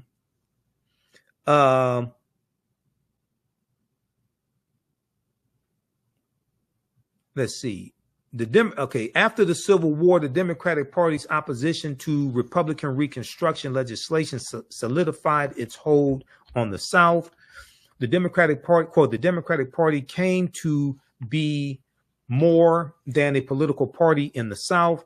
It came to be a defender of a way of life, Goldfield says. And they're citing David Goldfield, author of the book on American politics called The Gifted Generation When Government Was Good. It came out in November 2019. He said, and that way of life was the restoration of much as possible of white supremacy. That way of life was the restoration as much as possible of white supremacy. The Confederate statues you see all around were primarily erected by Democrats. Okay. Now, this is before the party realignment is completed and the Southern segregationist Democrats leave to join the Republican Party. Up until the post-World War II period, World War II ends in 1945, the party's hold on the region was so entrenched that Southern politicians usually could not get elected unless they were Democrats. But when President Harry S. Truman, a Democratic Southerner, introduced a pro-civil rights platform at the Democratic Party's 1948 convention, a faction of the Democratic Party walked out because African Americans going back to 1928 and going back to 1932, when Franklin Roosevelt runs against Herbert Hoover, we started slowly going over to the Democratic Party. We found them more receptive to our issues. We were being pushed out of the Republican Party, and the Republican Party was increasingly ignoring our issues. These defectors, known as Dixiecrats, held a separate convention in Birmingham, Alabama. There, they nominated South Carolina Governor, white supremacist Strom Thurmond, who was a staunch opposer to civil rights, a staunch segregationist. He had a black mistress, okay, staunch opposer of civil rights, to run for president on their states' rights ticket. He was nominated to run for president on the Dixiecrats' states' rights ticket. Although Strom Thurmond lost the election to President Harry S. Truman, he still won over 1 million popular votes. Quote, it was the first time since before the Civil War that the South was not solidly Democratic, Goldfield says. And that began the erosion of the Southern influence in the Democratic Party.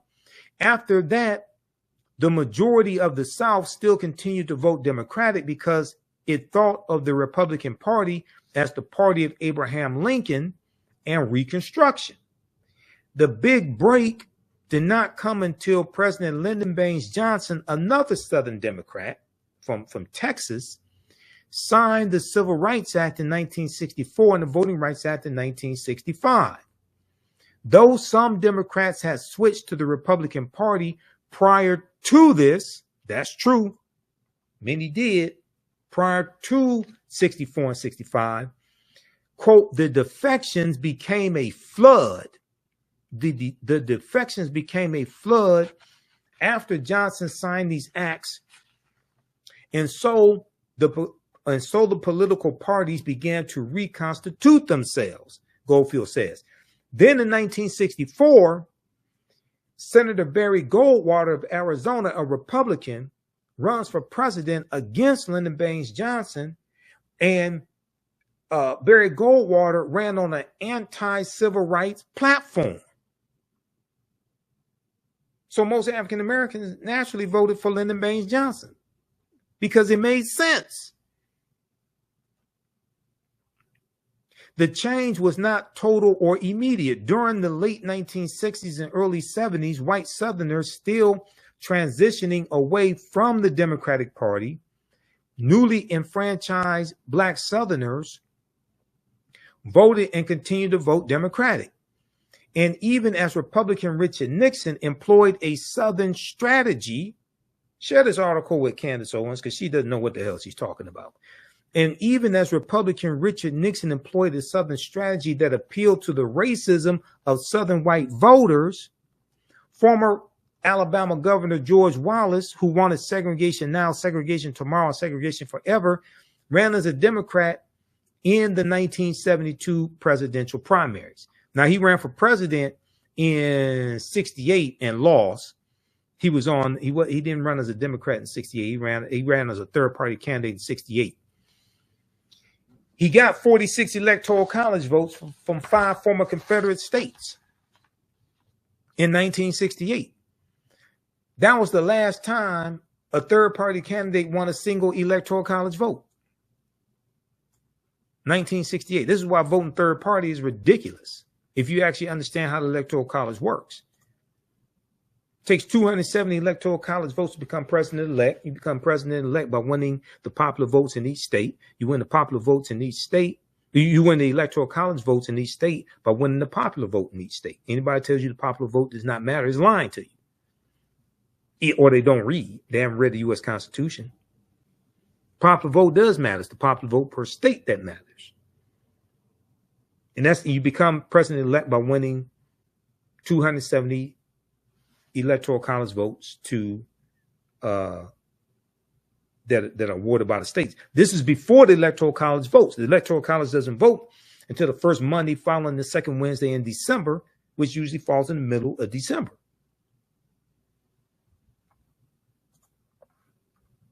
Read this article right here that deals with the history of third-party candidates.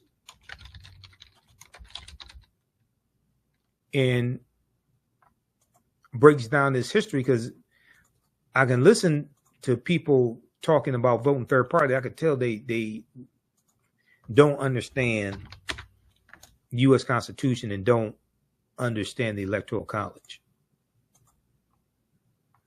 Because if no presidential candidate gets 270, then it goes to the House of Representatives to determine who the president is, and they vote based upon delegation. There are 50 delegations because there are 50 states. Republicans control 26 of the 50 delegations, and they vote on, I think it's January 3rd. They voted because new Congress comes in right about January 3rd or so. So if Donald Trump, if neither Donald Trump or Joe Biden get 270 electoral college votes, Donald Trump could lose the popular vote, lose the electoral college vote, and Republicans can still vote for him to become president because people end up wasting their vote voting for a third-party candidate. And you can still end up with this domestic terrorist back in office.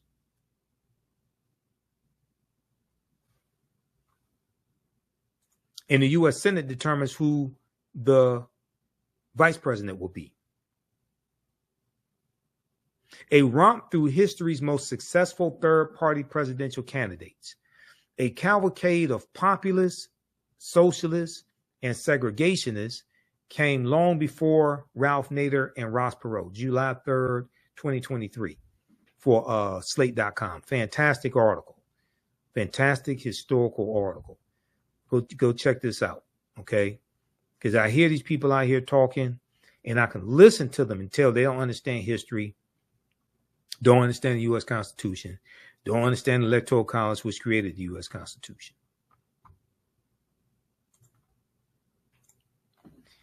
All right, now, Great Society programs.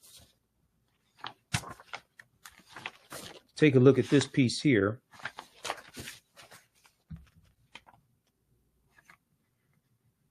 Because I got two more I'm going to show you, because we're going to talk about three very quickly here. Because I hear them say things like the marriage rate, the black marriage rate, all this stuff, right? We're going to look at the Great Society programs here. Then I'm going to show you something that none of these black conservatives or the white ones they love want to tell you.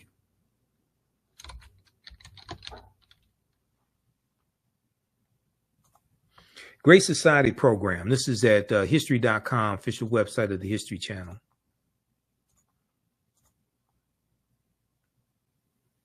August 28th, 2018. Great Society. In a nutshell, okay, it takes you through, it talks about the graces of what they were. The Great Society was an ambitious series of policy initiatives, legislation, and programs spearheaded by President Lyndon Baines Johnson, with the main goals of ending poverty, reducing crime, abolishing inequality, and improving the environment. This is why black conservatives are against this. They're not really trying to change policies to fight poverty.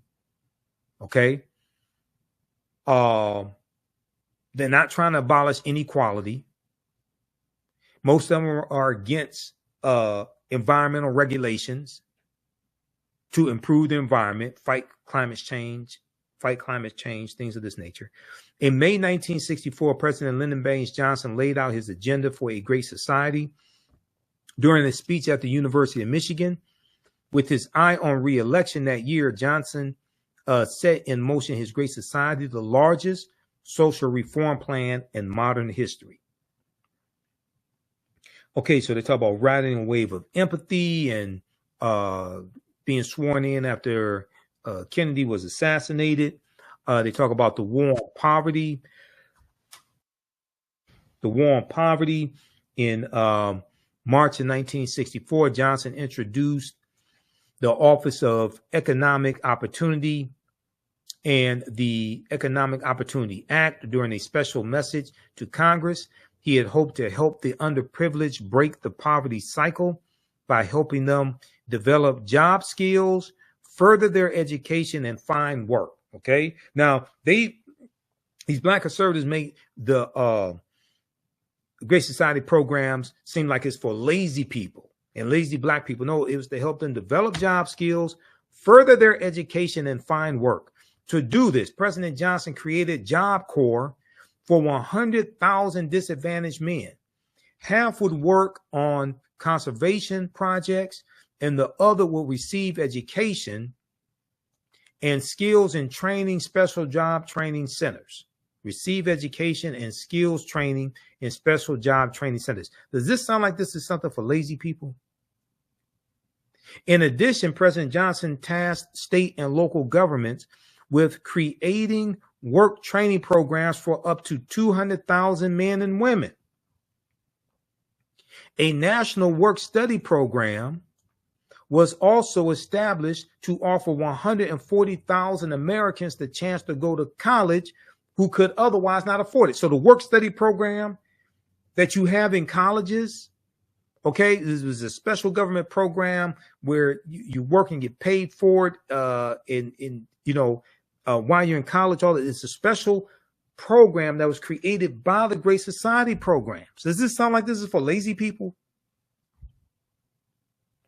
Other initiatives, the so-called War on Poverty offered were a community action program for people to tackle poverty within their own communities, the ability for the government to recruit and train skilled American volunteers to serve poverty-stricken communities, loans and guarantees for employers who offer jobs to the unemployed. So this was encouraging people to work. Not discouraging people from working. It was encouraging people to work, encouraging people to go to college, encouraging people to get skilled trades training. funds for farmers to purchase land and establish agricultural co-ops, help for unemployed parents preparing to enter the workforce, help for unemployed parents preparing to enter the workforce. Then you had Medicaid and Medicare and Medicaid that's created by the Great Society programs. Head Start and education reform was also created by the Great Society programs. The Head Start program started as an 8-week summer camp run by the Office of Economic and Opportunity for 500,000 children ages 3 to 5. Since the program's inception, it has served over 32 million vulnerable children in America. Oh, we can't have Head Start. We can't have lazy 3-year-olds and 5-year-olds. Read the rest of this.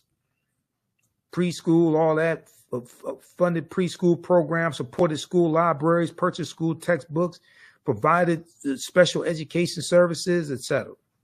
Okay? Read the rest of this. The Great Society. This is at history.com, official website of the History Channel. Okay, now, so we got that one, and then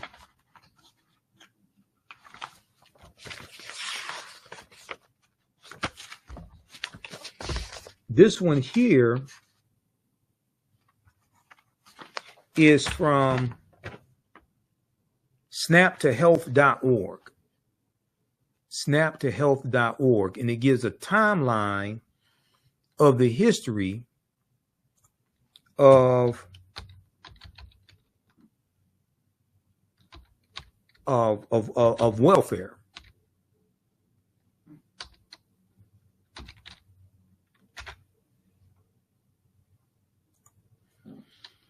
A virtual town hall for SNAP.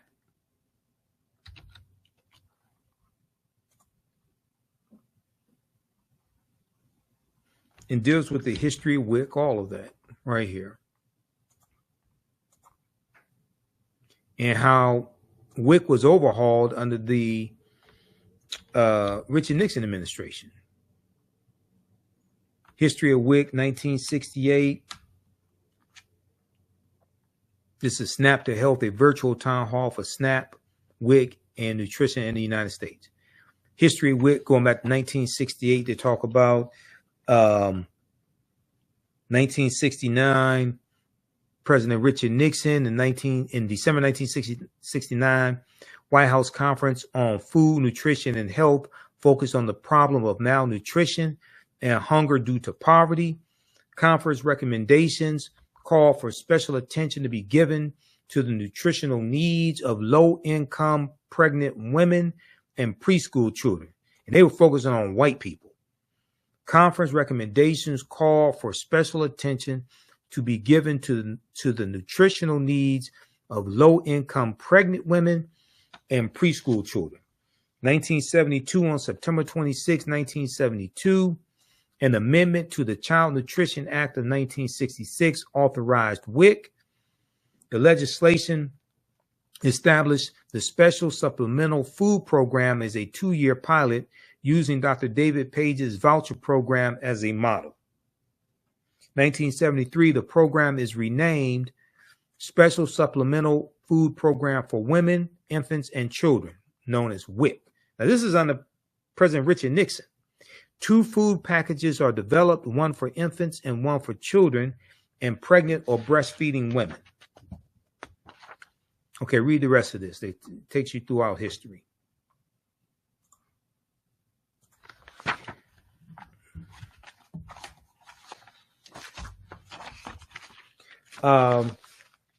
So they like to talk about the marriage rates and things like that, and black people not getting married and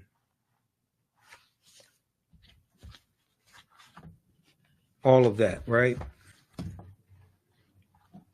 And then they blame the Great Society programs, which were helping largely white people, They blame the Great Society programs and say this broke up the black family.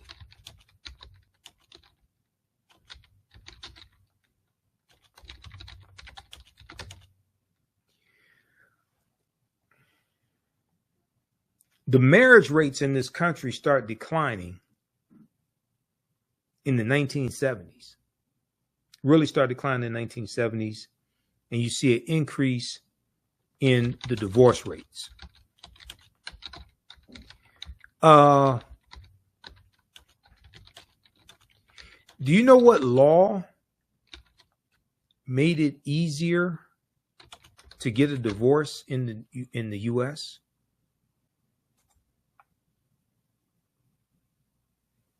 Does anybody know? Because these black conservatives are not going to tell you.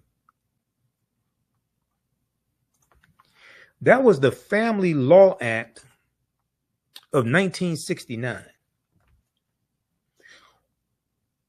Let's look at this article here from CNN.com. What is no-fault divorce and why do some conservatives want to get rid of it?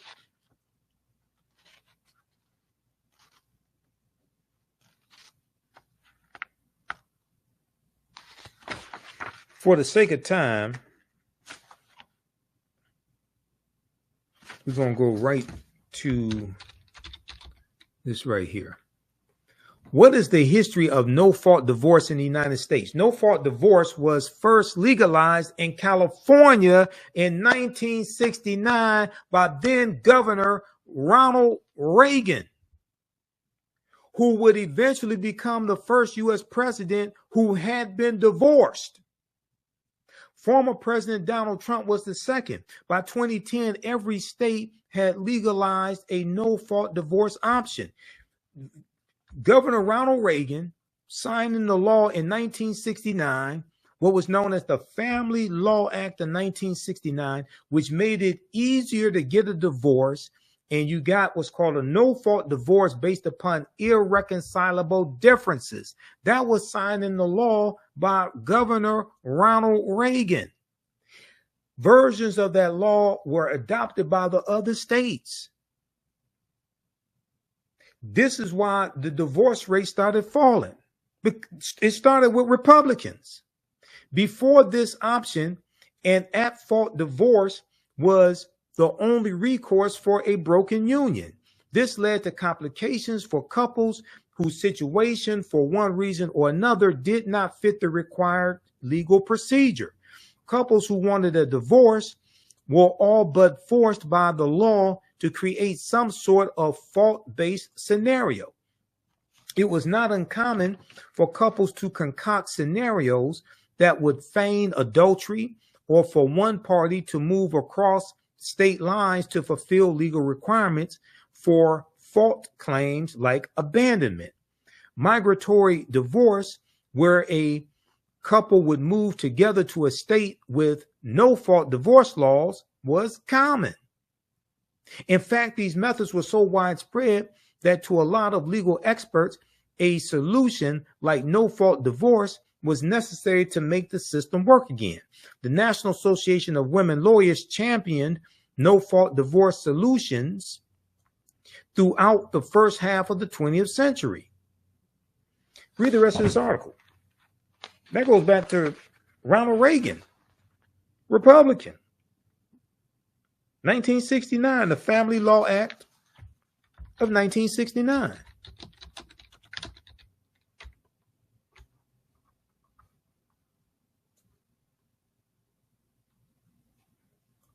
So read that article from CNN.com. What is no-fault divorce and why do some conservatives want to get rid of it? It's from November 27th, 2023. Interesting how these conservatives don't want to tell you all this. So you have them saying the divorce rate, and black families out together, things like this. They want to blame Lyndon Johnson. Don't want to tell you that what really contributed to divorce rates was the Family Law Act of 1969 coming out of California, signed into law by Republican Ronald Reagan. They don't want to talk about how the automation in a lot of these auto plants made it harder for African-American men to get jobs. And that goes back to the article from theroot.com that I showed you, welfare fathers and those persistent myths. Then also this piece here from InTheseTimes.com by Marilyn Katz. This breaks down a lot of that history as well. A half century after Detroit uprising, city still stranded by capitalism and government.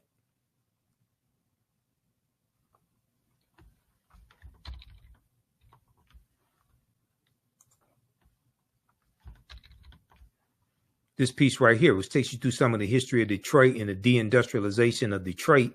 And they talk about how a half century after Detroit uprising, city still stranded by capitalism and federal government.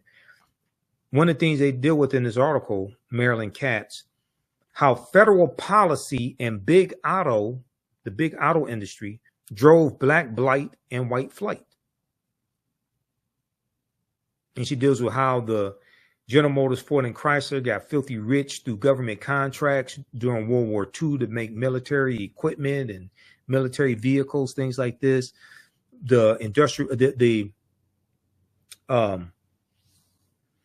expressways run through African-American communities in the 1950s and 60s, wiping out homes, wiping out businesses that we had. Then the new factories are built. The factories are being moved from the inner city out to the suburbs. And when these factories are being built out in the suburbs, they're built on what's called sprawling horizontal campuses. Sprawling horizontal campuses on former farmland in the Detroit suburbs and in Ohio, Indiana, and Canada. Between 1947 and 1958, the Big Three built 25 new factories. None of them were in Detroit. And when they're building these factories, these new factories on these sprawling campuses, they've integrated more automation into the factories, and it eliminated a lot of low-level, entry-level jobs that many of our grandfathers and great grandfathers got when they moved up here from Mississippi, Alabama, Tennessee, things like this with their families. Taking at face value, this made sense as Detroit then lacked the land for the new horizontally integrated and automated plants. Yet as historian Thomas Segru, and Thomas Segru wrote the book, The Origin of the Urban Crisis. This book right here, The Origin of the Urban Crisis, which deals with a lot of Detroit history, race and inequality in post-war Detroit, The Origin of the Urban Crisis, Professor Thomas Segru.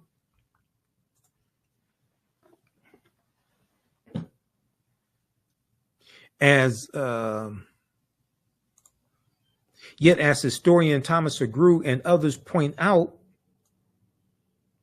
it was also a way for the auto companies to weaken the UAW, which had won unprecedented victories during the war years, World War II. And with the auto industry went the jobs. In 1960, only Chrysler produced cars in Detroit. Its 60,000 Detroit workers represented only half of those employed just a decade earlier. In less than 2 decades, from 1947 to 1967, Detroit lost 128,000 jobs in the auto industry alone. Okay, read the rest of this article here.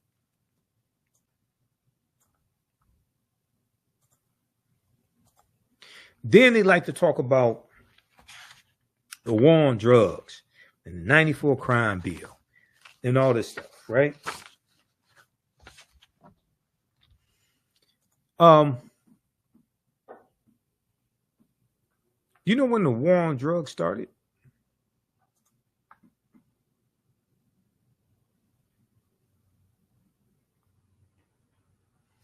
So I thought I got to go to, I think that's, is that on the Black resistance movements? I think it is. The war on drugs was declared June 17th, 1971 by a president named Richard Nixon, who ran for president on the platform of law and order, which means protect white people and lock up African Americans. That's basically what law and order means. He ran as a backlash to the civil rights movement and Black Power movement and the rebellions taking place across the country. He ran as a backlash largely to the anti-poverty programs, Great Society programs. He ran on discontinuing some and overhauling others. But he ran as a backlash to all of that.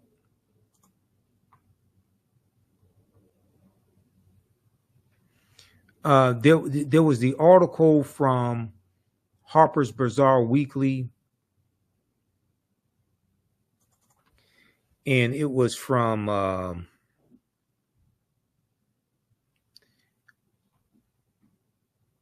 2016. It's called Legalize It All.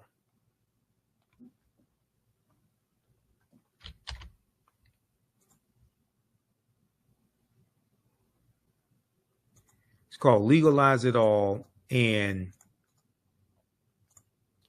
in the article, and I want to pull this up here,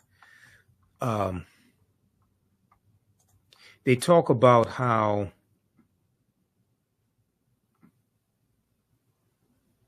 they deal with the origins of the war on drugs and Richard Nixon. And it dealt with an interview that John Ehrlichman, who was Richard Nixon's domestic policy advisor,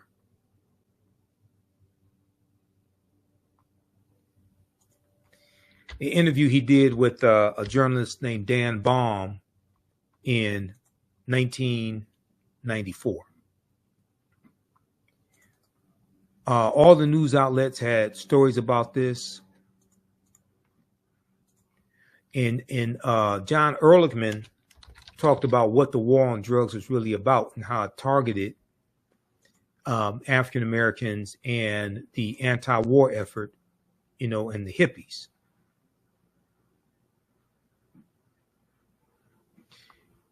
This piece right here, AtlantaBlackStar.com has an article on this.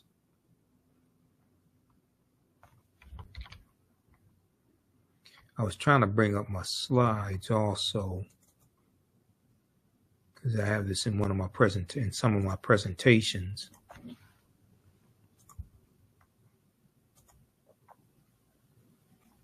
Nixon advisors said the war on drugs was a manufactured lie designed to target and disrupt the Black community. March 23rd, 2016, AtlantaBlackStar.com. Here's a picture of John Ehrlichman and Richard Nixon. Picture from 1972. The name of the article from Harper's Magazine was called Legalize It All. I'm going to try to pull up that piece because they go through and really explain this.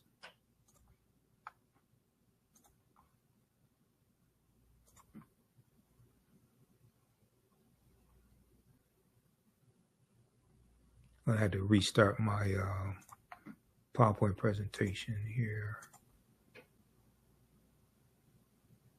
Okay, let me show you this here.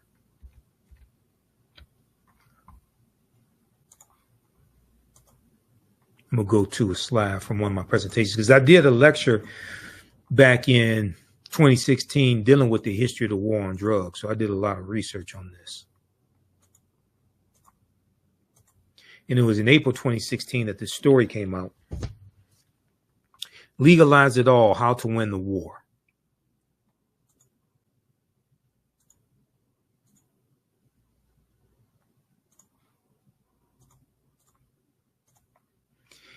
In Legalize It All, the April 2016 cover story of Harper's Magazine, journalist Dan Baum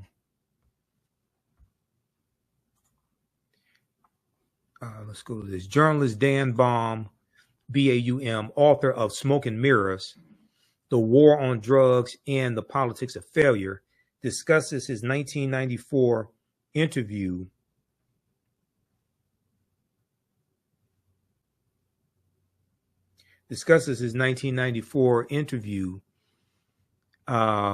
with John Ehrlichman. Now, John Ehrlichman died in 1999.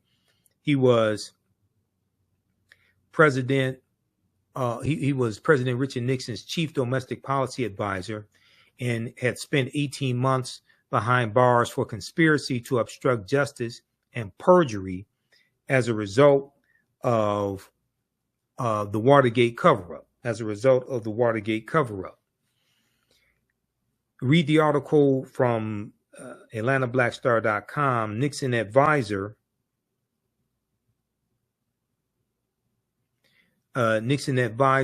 said the war on drugs was a manufactured lie designed to target and disrupt the Black community. That's from March 23rd, 2016. March 23rd, 2016.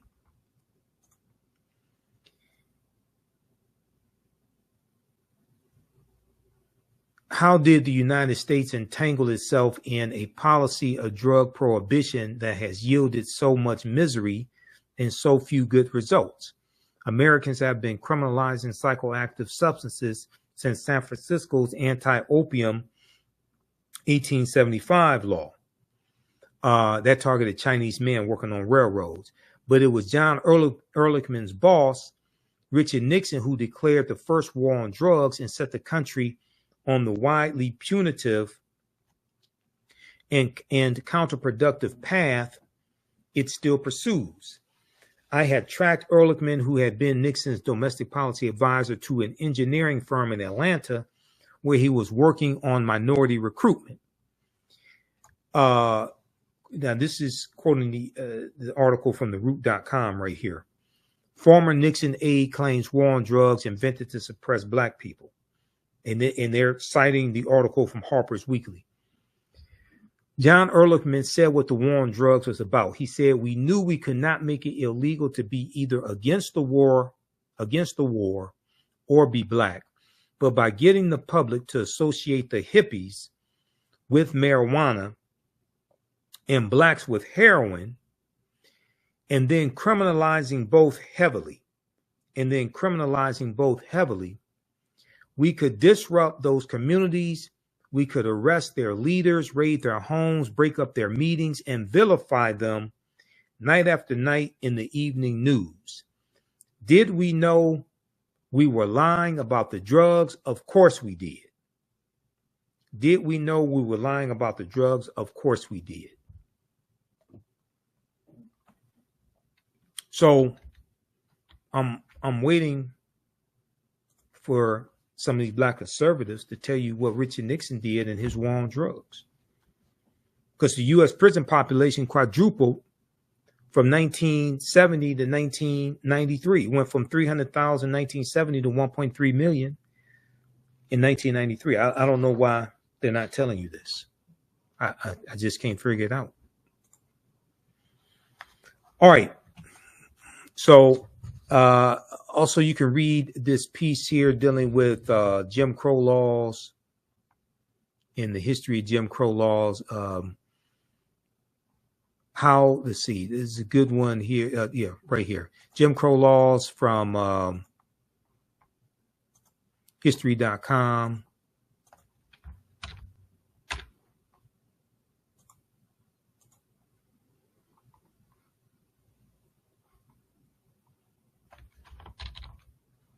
This here deals with the history of Jim Crow laws and what they were in the time period.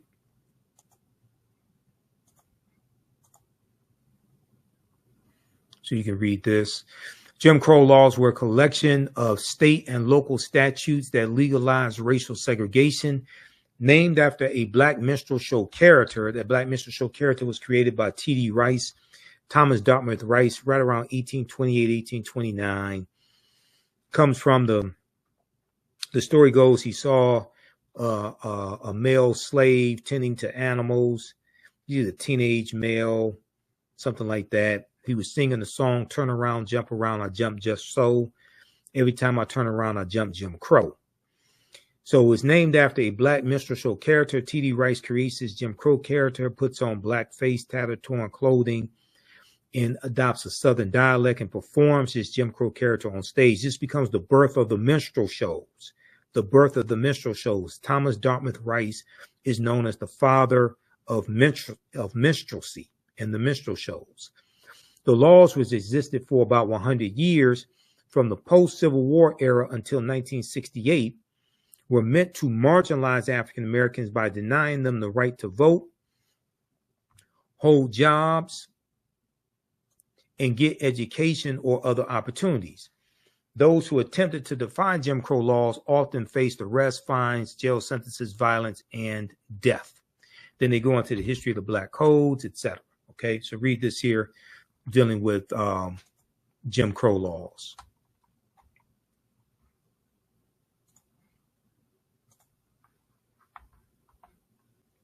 That's at history.com. There's also another really good piece that deals with how, which one is this one? Yeah. How Jim Crow laws suppressed the African American vote for generations.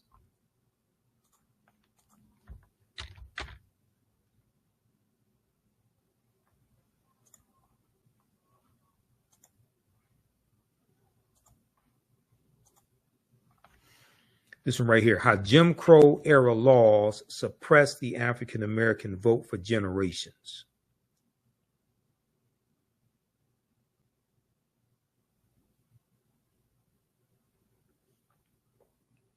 In the wake of the passage of the 15th Amendment and Reconstruction, several Southern states enacted laws that restricted Black Americans' access to voting. This is from August 8th, 2023, was last updated.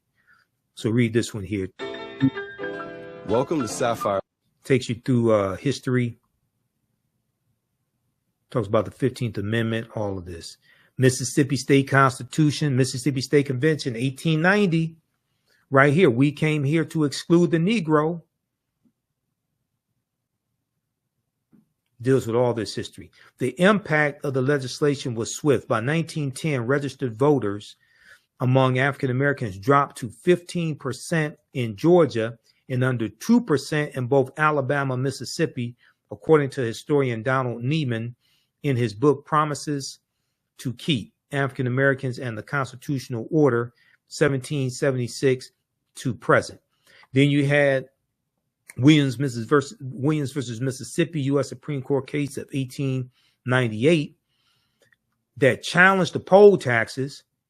And the U.S. Supreme Court upheld the state poll taxes in Mississippi, the disenfranchisement clauses, grandfather clauses, and literacy tests on the basis that the new Constitution did not discriminate between the races.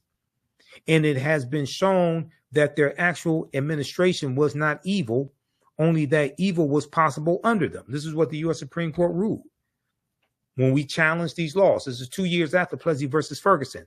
This is Williams versus Mississippi, 1898 U.S. Supreme Court case.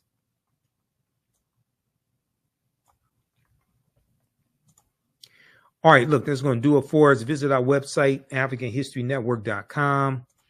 AfricanHistoryNetwork.com. You can support the African History Network $, the AHN Show through Cash App and through PayPal, paypal.me/the AHN Show. Join me in Detroit at the Juneteenth events, the 14th, 15th, and 16th. Juneteenth, JubileeDET.com. Register for my online classes. Next class is Saturday, June 22nd, 4 p.m. Eastern Standard Time. Ancient Kemet, the Moors, and the Ma'afa. Understanding the transatlantic slave trade, what they didn't teach you in school. Register here. As soon as you register, you can watch the previous classes that are archived, download a lesson plan that I put together, register for my new class. Starts Sunday, June 23rd, 4 p.m. Eastern Standard Time. Black resistance movements, Haitian Revolution, U.S. Civil War, Civil Rights Movement, Black Power Movement, 1800 to 1968. Click here to register for the full class. Click here to register for the bundle for both courses. Okay. This content is PG-13. You can use this with your children. It's not overly graphic or anything like that. Okay. All right. I have to get out of here. Remember, at the African History Network, we focus on educating, empowering, and inspiring people of African descent throughout the diaspora and around the world. Because right now it's corrects wrong behavior. It's not over till we win Wakanda forever. And we'll talk to you next time. Peace.